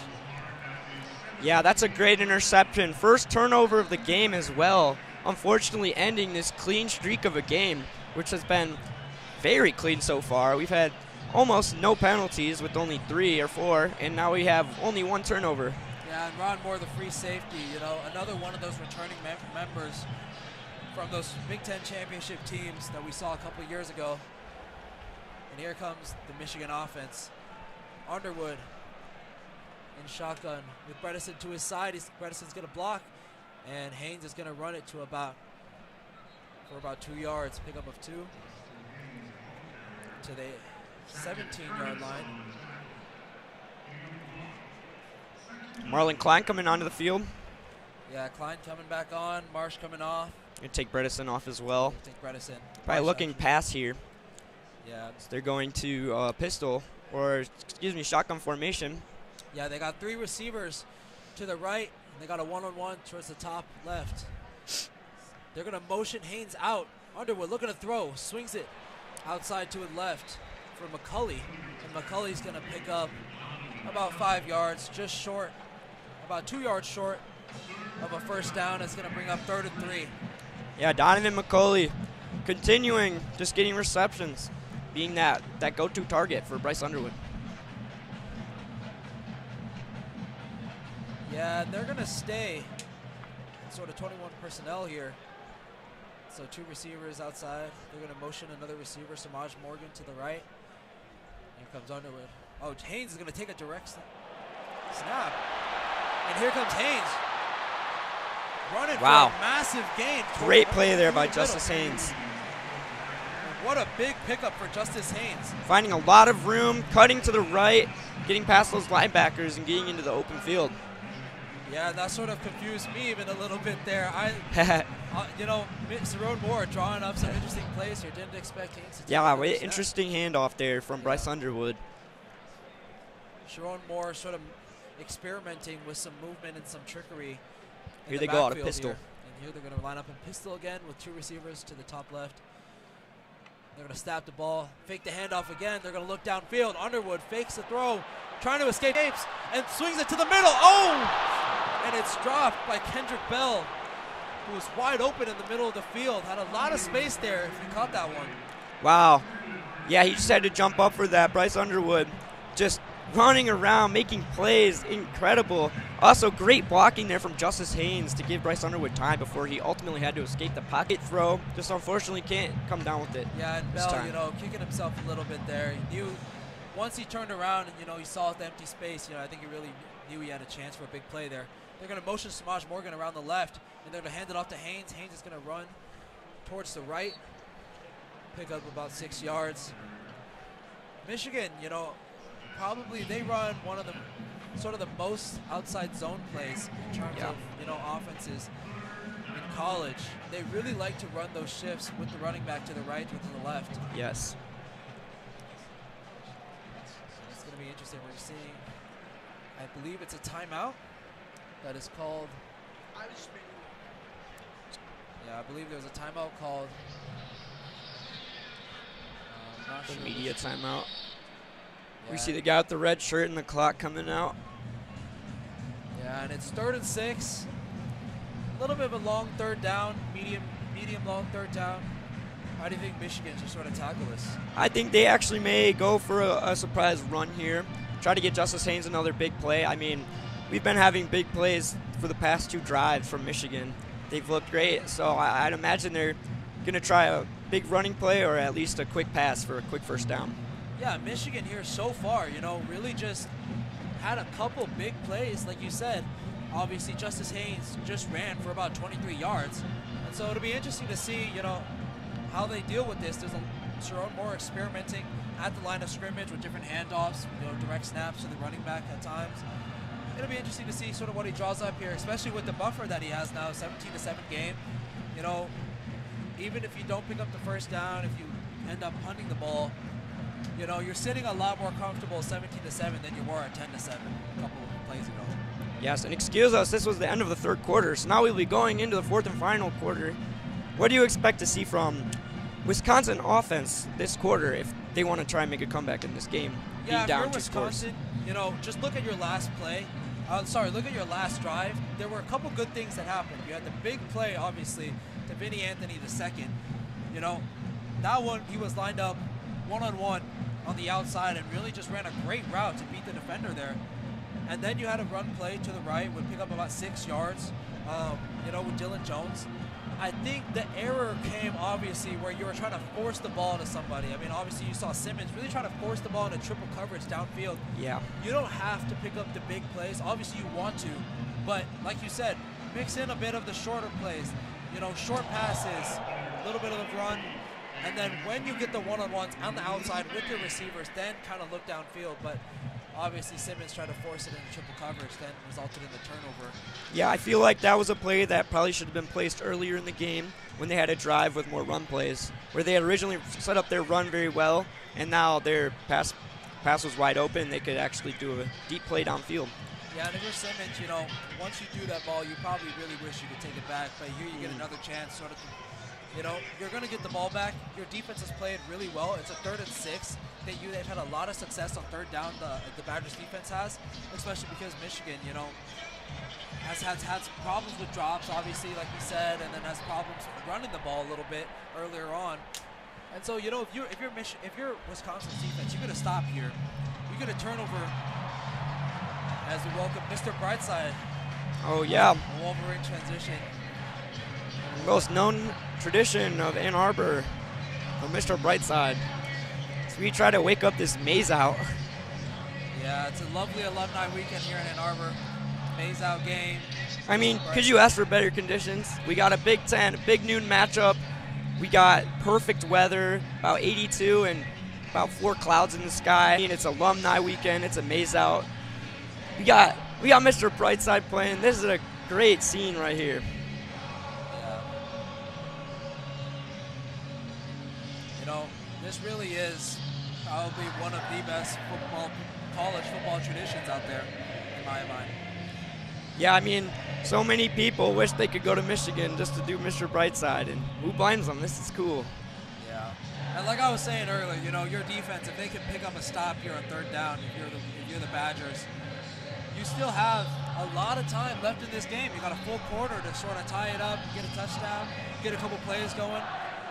But it's all up to the defense. You really want to get a stop here if you're Wisconsin. If you let, 100%. you know, you let Michigan pick up a 1st down here, let them get into field goal range, if anything, it could be dangerous. And so here's Underwood. Once again in shotgun. They're in bunch formation, 3 receivers to the left. He's going to look to throw the ball. He's going to motion a little bit, throw it downfield. And that's McCulley again, picking up the 1st down. Donovan McCulley again. Old reliables in the past couple of drives. Donovan McCulley with a gain of about 13. That's his 5th reception in the past 2 drives. And that will put him at 74 yards for a breakout half for this receiver. Yeah, and that's going to place the ball on the 36-yard line of the Badgers. And here we go. Once again, 2 receivers out to the left, motioning a receiver from the right. Now Samaj Morgan motioning over. He's going to swing it to Samaj Morgan in the flat. Samaj looking for a seam, but he's going to get tackled for a gain of about 2. Wisconsin's defense quick to get there and make the tackle right around the line of scrimmage, only allowing a gain of about 2. Yeah, and here comes 2nd and 8. Still a little bit outside of Zavada's field goal range, I would say. But looking to pick it up there in pistol. Donovan McCulley on a 1v1-on-1 against Ricardo Hallman. Underwood faking the handoff, faking the pitch, pitches it inside, and they're going to pick up a run. Nice run around the sideline. Wow, Samaj Morgan. That's Samaj Morgan who came from the right, motion inside. They fake the handoff to Justice Haynes, pitches it to Samaj Morgan, who runs across the field and picks up a nice gain along the sideline. Yeah, I mean, he should have been tackled for a loss of 3 there. He was able to get around the edge and get a good gain. So yeah, and here's a 3rd and 2. Great play for Michigan. Yeah, you see McCulley once again one-on-one on the outside. I believe that's Goodwin also on the inside one-on-one. And they're going to look for him. Oh, and he just passed the hands. Yeah, throw just off the mark there. I believe that pass was intended for Payne O'Leary. And now, sorry, no. Was that Bredesen? Pass intended is? And now the crowd will get hyped as Michigan offense will stay on the field for this 4th and 2. Yeah, this is where we talked about earlier, sort of that cushion you get from being up 7. I mean, you know, why not? But it'll be interesting to see if they go for something tricky again or if they just go for the standard sort of run play or a slant. Morgan Samaj motioning again, doing a lot. Oh, they're going to fumble the snap. Bryce Underwood. Immediately, Bryce is going to dive on it. Fortunately, just dropped it right out of his hands and went straight on the ground. Unfortunate drop for the freshman quarterback. Yeah, that's going to be turnover for Michigan. Not exactly how you might have envisioned it coming to you if you're in Wisconsin, but you get a turnover, you get a stop. That's exactly what you were sort of looking for. It'll be interesting to see, you know, what the offense can do now. Yeah, I'm excited to see pass plays, but maybe not deep balls until you set up the run game better. But I think they're still going to try and use their run game as it's been working very well in that first half. Yeah, how did you feel about that call to go for it on 4th down there, freshman? Oh, I respect that call so much. I mean, we're up 10. Our defense has been playing so good this game. I mean, they've only scored once, and that was their first drive. Since then, our defense has just been amazing. So, I mean, punt, interception. So, I mean, I think that's the way to be confident in the defense. I would go for it on 4th and 2. Obviously, hindsight is 20/20, but you know you've been moving the ball so well on that drive, all the way down the field, and you know you had so much confidence. I think it's understandable why Sharon Moore would want to go for it on 4th down there. Oh, Blake Corum. is on the field as everyone gives him a round of applause and loud cheers. Yeah, back in town, the old Michigan running back, that championship running back, currently playing for the Los Angeles Rams, having a good career for them out there in LA. Always nice to have our champions back in the stadium. Especially on alumni weekend. Some of the same students who were going to this school during our national championship watching Blake Corum at this game today. Very cool to see. Yeah. Who are the Rams playing this Sunday? I have no idea. Oh, actually, no, I forget. Rams actually just got done playing the Niners on Thursday. Oh, that's right. Yeah, so I guess Blake Corum, getting an early weekend. Yeah, he flew out to Ann Arbor. Yeah. That game might not have gone how he intended it to go, but hopefully this one we can give him a nice alumni weekend victory for the Michigan Wolverines. Yeah, Rams not having a terrible start though. With 3-2, I believe. No, they're good. They're good. I mean, yeah. Matthew Stafford, swinging that out to Puka Nacua, 50 receptions in 55 games. Oh yeah. Man, he's crazy. All right, well, we have the Wisconsin offense back on the field. Yeah, and let's see if Simmons can sort of work some of that magic that we saw early. Yeah, you see him going sort of in a wide formation. 2 receivers, 2 tight ends. They're going to motion into a bunch. Wow. Simmons is going to go from shotgun to center. He's going to line up under center. He's going to snap the ball, fake the handoff, look downfield. He's got a man, and he's going to just hurl it into the middle of the field. Yeah, Darian Derby right there with the chop block. Or excuse me, not the chop block, but a low block there for a great block in order to give his quarterback time. If not, he would have 100% been sacked. Yeah, but still, I mean, Michigan was able to get in the backfield there, sort of rushed Simmons a little bit, and that's why you saw he sort of just had to throw it out there into space. And that's going to bring up 2nd and 10. And Simmons and shotgun. They're going to go wide. They're going to motion a tight end over to the right. Motion a receiver to the left. They're going to run it to the right, through the middle, and they're just going to absolutely bulldoze for an extra pickup of about 4 yards. Originally, it was only going to pick up probably 2 there. Yeah, Dylan Dupree with the incredible run there. Probably hit it around after a gain of 1 or 2, and then he made it to about a 6-yard gain. Yeah, great pickup by Dupree. And I believe it's going to be Dupree again in the backfield next to Simmons. They got 1-on-1 to the left and the receiver. They're going to fake. And they're going to throw it. And that's batted down and almost intercepted on the line. Wow. Straight to Ernest Hoffman there. Sorry, straight to Ernest Hasseman there. Almost gets the interception, but unfortunately drops it. Yeah, and that one was a great hand by the linebacker. Just getting a hand on it, knocking it into the air, and almost coming up with that interception. Seems like Simmons might have fumbled the snap a little bit, had to regain and try to just sling it, to Anthony, but Wisconsin will punt on 4th and 5.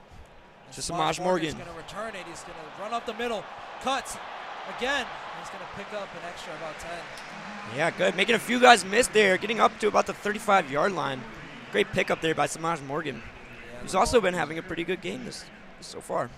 Yeah, Samaj Morgan being used a lot, sort of in motion, especially on the line of scrimmage. They like to move him across the field. Yes. Obviously, he's like 100%. You get him moving, you get him in space. That if you imagine how the Chiefs use Xavier Worthy, that's sort of how Michigan wants to use Samaj Morgan. Try to get him into space, try to trick the defense a little bit, see if he can run around. Yeah, very impressive showing we've seen from those 2 Michigan receivers today. Yeah, and Samaj Morgan listed as a receiver, but you really see him sort of more as a runner, you know what I mean? Yeah. Like, you don't see him catching a lot of balls deep downfield. They throw a lot of slants. They throw a lot of flats to him. You could definitely see a game where he'd get more handoffs than even targets. So it's definitely a very hybrid role. And it looks like we're having another flyover here over the stadium and celebrating. Sort of a flight crew here, Michigan flight crew. Yeah, we got the Slippery Rock score update. Unfortunately, down 3, 38-5. Yeah, and here are the T-34 pilots and crew. I wonder if they were the ones who were flying over the stadium a bit earlier. Really cool.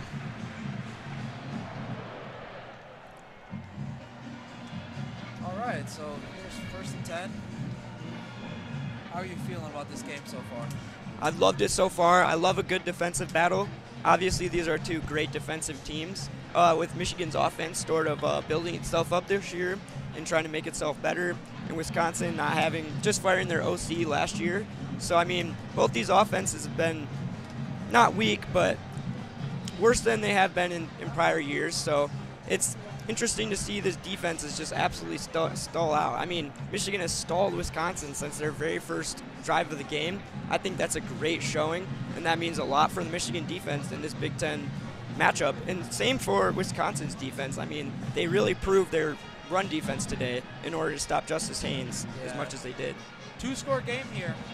Michigan up 17-7 against Wisconsin. If you're Wisconsin, you know, this game is gradually slipping away from you. You got 12 minutes left on the clock. If you're Michigan, this is where you can kind of put it away. If you go down the field, you score, you sort of extend this lead a little bit. You know, you really make it hard for Wisconsin to even have hope of coming back. And if you're Wisconsin, you gotta come up with a stop, ideally quick too. If you let Michigan burn a lot of time off this clock, which I imagine they'll try to do, just with the run game, you know, this could get out of hand just like that. Even though right now it's technically still in reach. And there's no more important time for Wisconsin's run defense to get a stop on this drive. Because if Michigan can continue to run the way they have in this second half, then they will be able to take a lot of time off the clock. Yeah, we sort of talked about how much success Wisconsin's run defense has had, and they'll try to replicate that here. Here comes Underwood and shotgun, motioning Morgan into the backfield. Morgan's going to motion to the right. They're going to throw another slant to him, and he's going to run open and pick up a first down for about 12 yards. Samaj Morgan continuing to impress there. The quick screen pass, and he'll get open.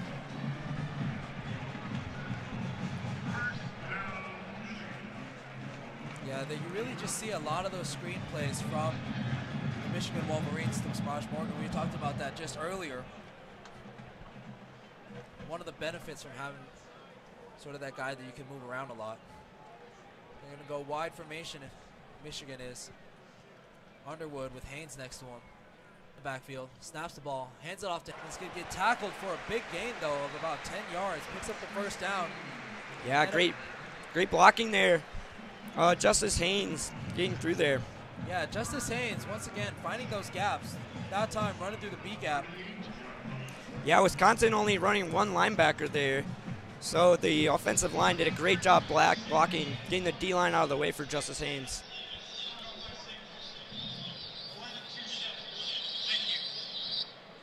Yeah, referee is sort of calling something there. Not sure exactly what happened, but looks like we're going to resume play here. Underwood, once again in shotgun, 3 receivers to his left, 1 to his right. He's going to hand it off again. Haynes breaking outside to the right, makes a cut inside, is going to get tackled for a gain of about 8. Justice Haynes with these outside runs. Yeah, Michigan is all about space. Their run game is just predicated on, can we get to the outside, can we get to the sideline, and really can we, you know, get our receivers, ball carriers open in space. As Justice Haynes will remain on the field. Yeah, it's going to bring up 2nd and 2 here for the Wolverines. Wolverines once again staying in a wide formation. 3 receivers to the left. Underwood in shotgun is going to snap it. He's going to fake. He's going to hand it off, and Haynes is going to pick up a first down right through the middle. Justice Haynes blasting through all those bodies there. A quick scrum of offensive and defensive linemen, but Justice Haynes just blasts right through it. Yeah, good pickup for the Wolverines. Yeah, Wolverines really just moving the ball in this drive, having a lot of success going downfield. Staying in the same formation that they were earlier, spreading the receivers out a little bit more, but still, shotgun, 3 receivers to the left. This time, Underwood is going to fake the handoff, look downfield, throw it, and he's going to have a wide open McCulley. McCulley's going to catch it. Down at the 1 yard line. Down to the 1 yard line. Man, I'm loving what I'm seeing from this Michigan offense in terms of blocking. Justice Haynes has been taking up that role as a blocker, and he's been keeping that pocket clean for Bryce Underwood, and he can make a perfect throw to Donovan McCulley. Yeah, and Michigan's going to go really quick here. Underwood's pointing out to the ref something's going on here. They're trying to snap the ball, and oof, something happened at the line of scrimmage. Seems like the O-lineman got pushed over. Wow. I'm not really sure, but Christian Aliegro of the Wisconsin Badgers just pushed over our center. I'm not really sure what happened there. Yeah, it seems like Michigan really wanted to go quick with pace. They wanted to snap that ball and probably run it in, quickly before the Badgers could get set. The officials sort of slow in setting the ball there, and then obviously the Badgers, I think, jumped a little bit. I wonder how they're going to call this. Yeah, they're going to give it offsides against the Badgers, so that's going to move the Wolverines to half a distance to the goal line, and that's going to put them on maybe about half a yard, if not less. Michigan's going to bring out the jumbo package here on the half-yard line. Yeah, and you just see the big fellas of Wisconsin start coming in. But Michigan, this is not a place where you really get pretty or get tricky, right? This is where you sort of just hand it off to your reliable Justice Haynes and try to run it. This should be a handoff. You see them in I formation. Got Max Bredesen there, fullback. They're going to hand it off. And Haynes is going to cut in, and he's going to reach. Is he in? He is in. And he's going to get it. The refs call the touchdown. Justice Haynes with the 1-yard touchdown. He made contact around the 3-yard line, but still made it to the end zone, breaking a couple tackles. What a drive for the Michigan Wolverines. Man, we talked about them not having too much success, through the middle of this game. Scored a touchdown on the first drive. But, I mean, man, these last 2 drives have been really good for the Wolverines. Incredible stuff. It's just Vada to take the extra point. Yeah, Michigan really turning it around on offense. And here's Zavada. Pretty reliable kicker usually. Does have 1 missed field goal earlier this game. Kick is up, and the kick is good. That one will be good. Score is 24-7. Michigan is in the lead. Yeah, we talked about it. Like I said, if you let Michigan come down and score a touchdown at that, this game really just is out of hand, I think, for Wisconsin. 9:30 left. We've seen them struggle. They've punted on every play past the first drive, and so on every drive past the first drive. So I think this game is sort of coming to an end. You can sort of see the fans start to file out of their seats a little bit, but, miracles do happen. Yeah, I mean, obviously Wisconsin's going to need some big plays with only 9.5 minutes remaining in this game, but they can't do big plays without establishing their run game. They're going to need something like a Tyree helmet catch. They're going to need sort of that New England down 27-3 type turnaround. They're going to need some plays like Donovan McCulley and Justice Haynes have been making in this second half so far. Yeah, and that's really just going to come from your receivers, Vinny Anthony II and Jaden Ballard. We haven't really seen much of Ballard in this game. I believe that time when he was targeting downfield and got the interception, he was targeting Ballard, but Ballard not as active in this game as perhaps he would like to be. Wonder how, these Wisconsin coaches are going to draw up these plays. Yeah, I mean, this is a big game on the road. There's a lot of crowd energy. They're going to have to get some big plays here to try and silence the crowd and also just score because they are down 3 scores. Yeah, I believe Luke Fickell and Jeff Grimes, their head coach and offensive coordinator, are pretty new to the program, and so they're really trying to establish an identity here. I mean, Wisconsin going back like probably 20 years or so used to be a pretty powerhouse team. Had a lot of good, sort of solid runs, but recently sort of haven't really found the success. Haven't really had the talent. They've had some individual talent, sort of obviously make it to the NFL, but I mean overall as a team sort of struggling in the past decade. Yeah, with Wisconsin's offense is just leaving so much on the table to be desired. And I think that's where Michigan has made it up for us because Michigan has made it up for on offense. They haven't been absolutely shut down by this Wisconsin defense quite the way Wisconsin has. It'll be interesting to see if Fickell can sort of draw anything up for his team here, give them an inspiration, a little bit of hope. I wonder, when you're going into these situations, what are you telling your team? I mean, I just tell them we got to play until the very last whistle. You know, I don't want them giving up at any point, even if we don't score, because at the end of the day, we're still a team, and they still have to make plays and play for the whole game. Yeah, and it looks like we're about to get off. We're about to get ahead with our kickoff here.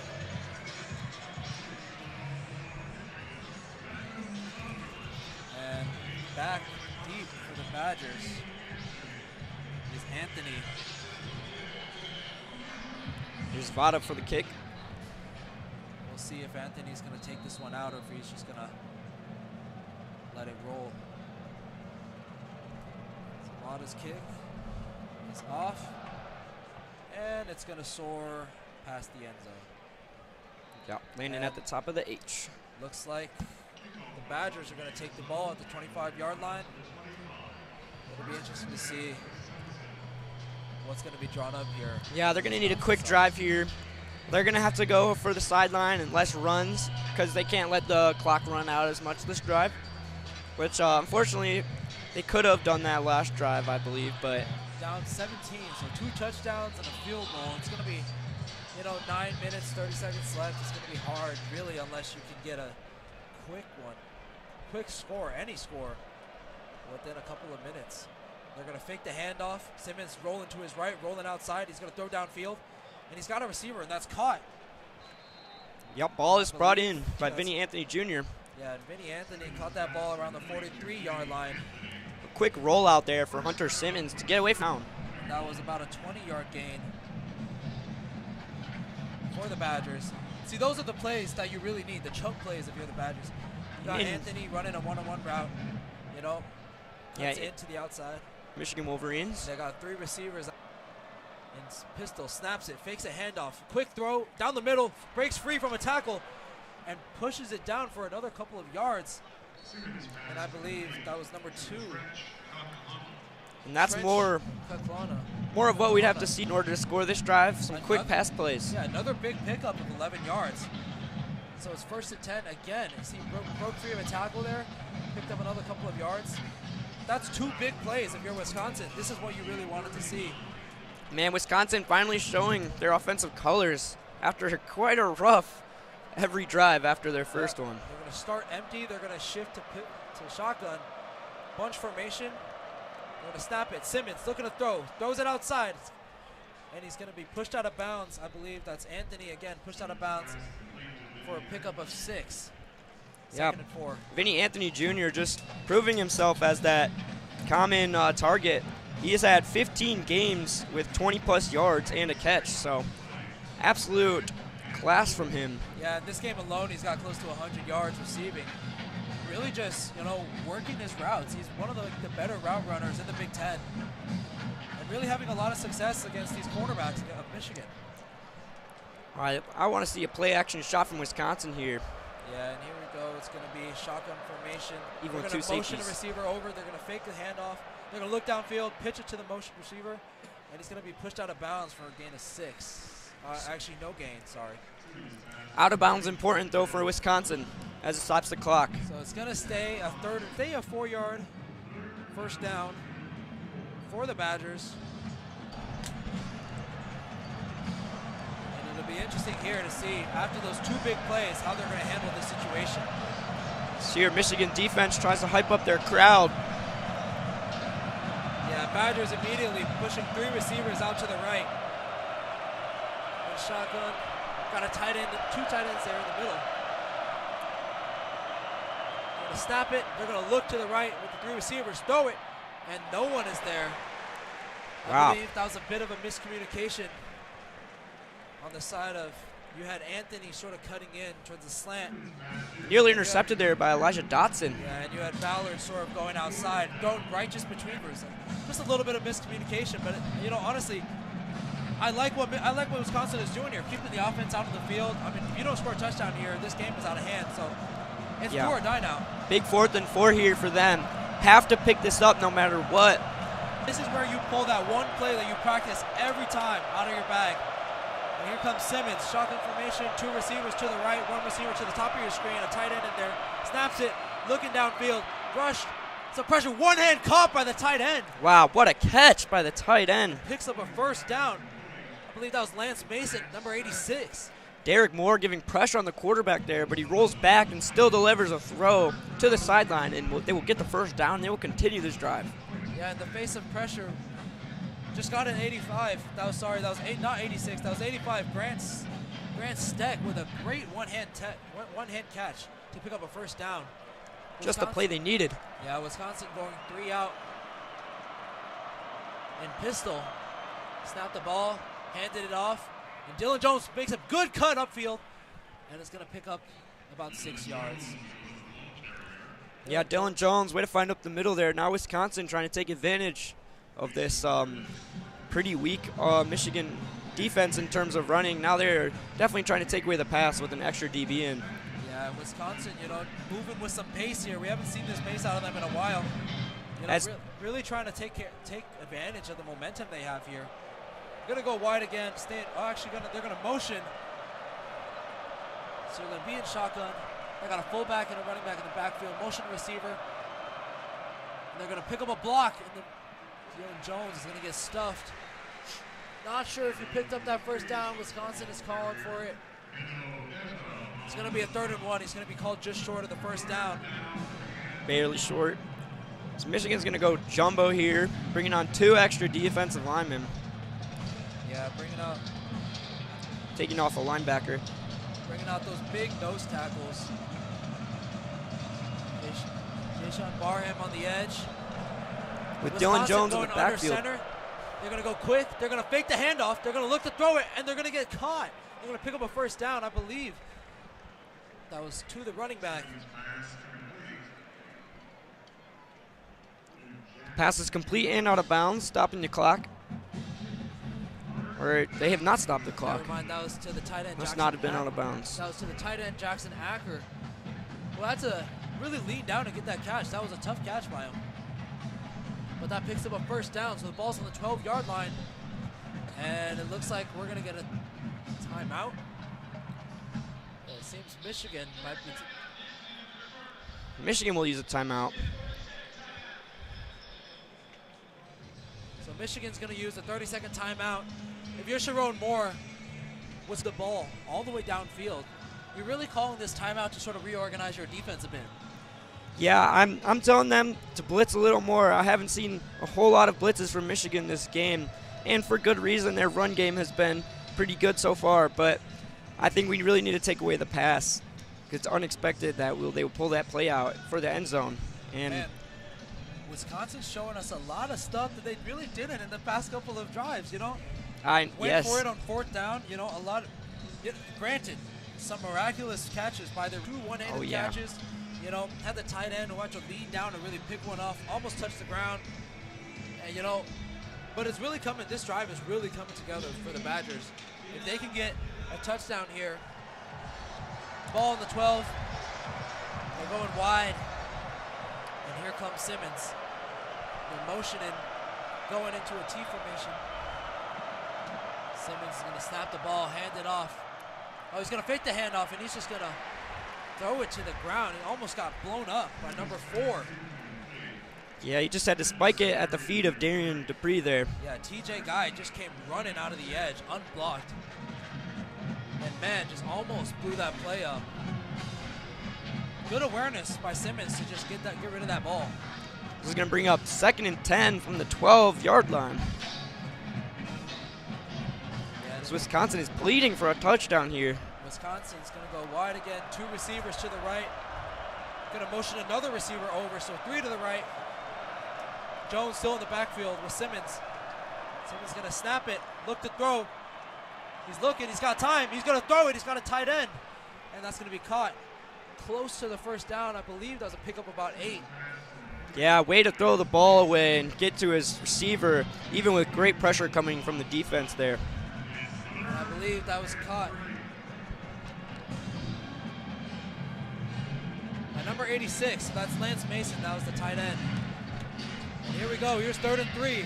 Crucial 3rd down. Obviously, this is 2 down. This is 4 down scenario. You're going to go for it on 4th down, but still, you want to pick up some yards on 3rd down. You don't want to have a 4th and long or 4th and like 3. So it'll be interesting to see what they draw up here. They're going to go wide. They're going to fake the handoff. They're going to throw it to the running back. Blow the call. Blow the play dead. As Darian something Dupree. happened there on the line of scrimmage. Let's see what the call is. Now Bryce. It's on the offense. This is incredibly unfortunate for the Badgers. A false start is going to push it back another 5 yards to a 3rd and 8. You had 3rd and short in 2-down scenario, but now you're facing a 3rd and 8 where what's your thought process here on 3rd and 8? How are you trying to approach this? With these running backs on this Wisconsin team, I mean, you almost want to run it, but I feel like it's 3rd and goal and only 10 yards to go. With 10 yards to go, I feel like you have to pass it both attempts. I mean, all right, here we go. Probably go quick and then for the end zone. Wisconsin in a shotgun formation, motion the receiver from the right to the left.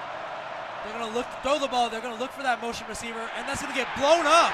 He's sacked by Derek Moore. Now, what a blitz there by Michigan. The linebackers getting through there. Derek Moore, the defensive end, just blows through the offensive line of Wisconsin and absolutely just sacks Simmons for a massive loss. Well, that just can't be what Wisconsin wanted to happen. Is now they will bring on their field goal team. Yeah, and Derek Moore, it's really just miscommunication on the O-line there for Wisconsin, unblocked, really, and just sacks Simmons for a loss of 13 there. So here's Wisconsin for the field goal. The field goal is up, and it is through. And the 40-yarder is good. So the score is 24-10, 2:43 left on the clock.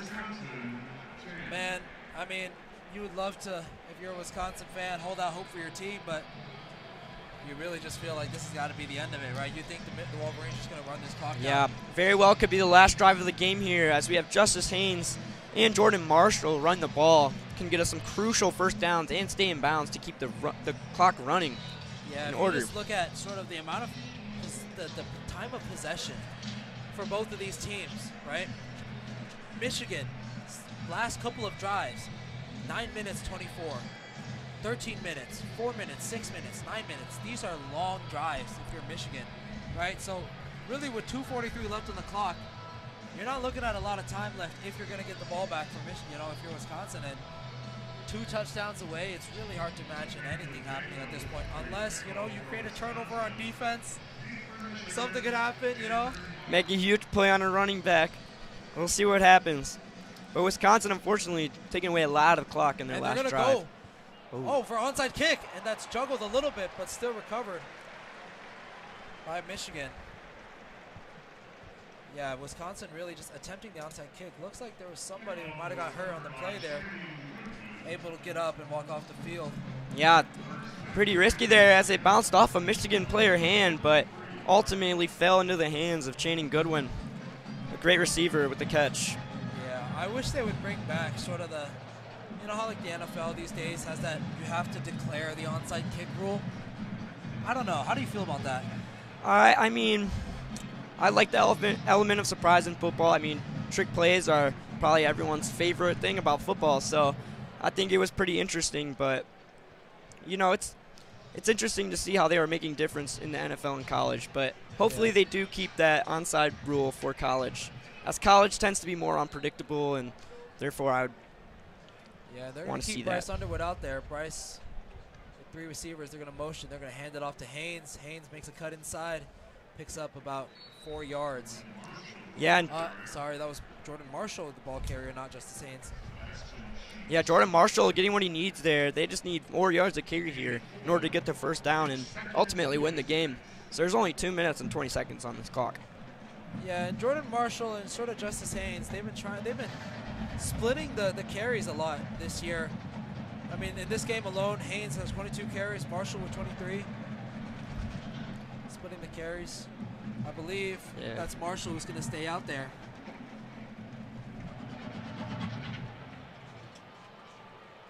Interesting formation. Marshall will, as Michigan's going to take a timeout now. Yeah, Michigan, not sure. maybe a little bit of confusion with the play calling, but they're just going to take a timeout. Take a 2-minute warning, actually. So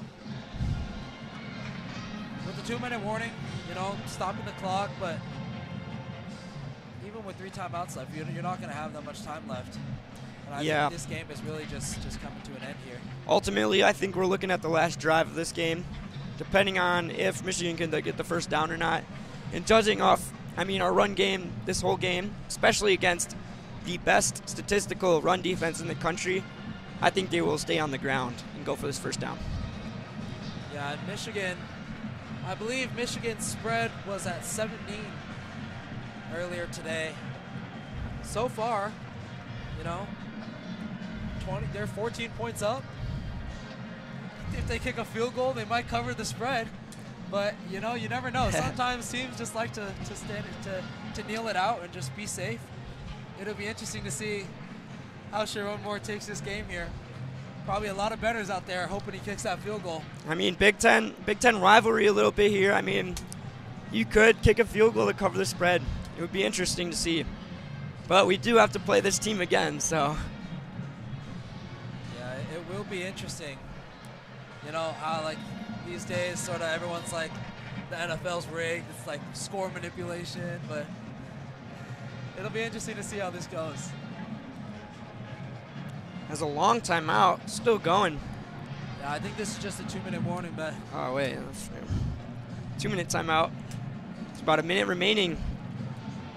Michigan hopefully dialing up the perfect run plays in order to run this clock out. Yeah, if you're Michigan, the one thing you don't want to do is see a turnover here. You get a turnover, and you, like, give them any chance of hope. Yeah, I mean, if I'm Michigan, if I'm Sharon Moore right now, there's no reason we should be throwing the ball. I'm doing 3 more run plays. I might even go for it on 4th down, depending. I agree. That's just my opinion. So we'll see what they come out with.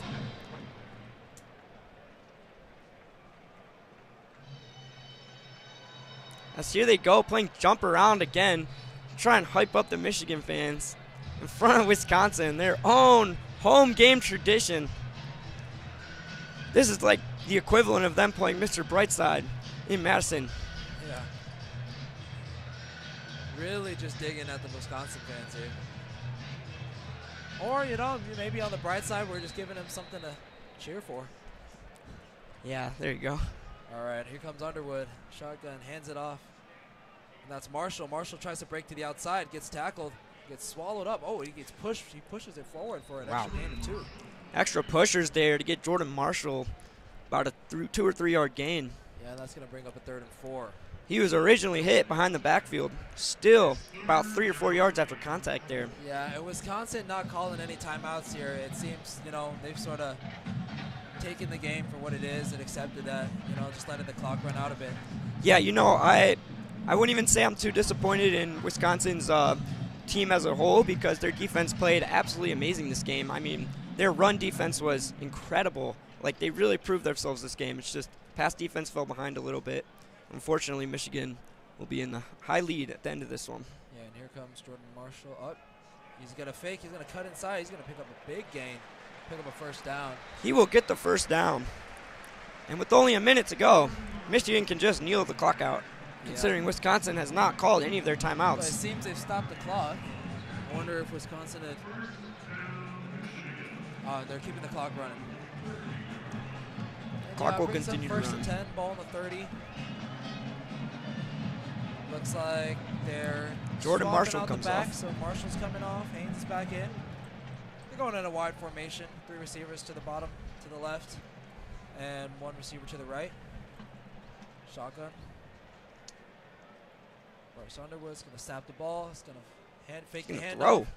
Throw a screen pass to Samaj Morgan, and Morgan's going to pick up about 3 yards. You know, maybe Michigan's still testing out their pass offense a little bit.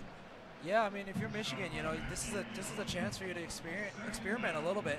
I mean, you can't really do much, obviously, with 33 seconds left, but see if you can get some plays going, run some trick plays. You know, see if you can do something here that you can take forward into the next game. Yes, sir. Here's Bryce Underwood. Take the snap. 2nd and 4. Underwood is going to take a snap. He's going to hand it off, and Marshall's just going to make a big cut inside and just absolutely carry defenders Wow. down to the 5-yard line. Wow, Jordan Marshall got contacted about the 12-yard line, and he was tackled around the 4, just continuing to get amazing yards after contact. Yeah, and Jordan Marshall just carrying people. And this looks to be about maybe the last play of the game here. And going to be run up the middle. Just short, about the 3-yard line. Yeah. And Michigan's just going to let the clock run out. And that should be the end of the game here. And the clock will hit 0. And Michigan will take this win 24-10. All righty. It's been Good a pleasure. win for Michigan. I mean, you know, moving forward, what do you feel about this win? How does this boost your morale coming off, 2-week hiatus for the football team? I think this is great. I mean, obviously coming off a bye week, a little nervous to see our team. I hadn't got to see them the past weekend. Wisconsin also coming off a bye week though as well, so they'll have time to prepare. We go into USC next weekend. I think that's a bigger game than this. A pretty big Big Ten game. I think they're going to need to pass the ball a lot more against USC. Or excuse me, they're going to have to pass the ball less against USC. And they're going to use their run game a little more, obviously with Wisconsin's run defense being like that. But yeah, this is a pretty good showing from Michigan. I mean, their defense looked great. Wisconsin's defense, their run defense looked amazing, as advertised. And I mean, only a little bit left to desire from that Michigan offense.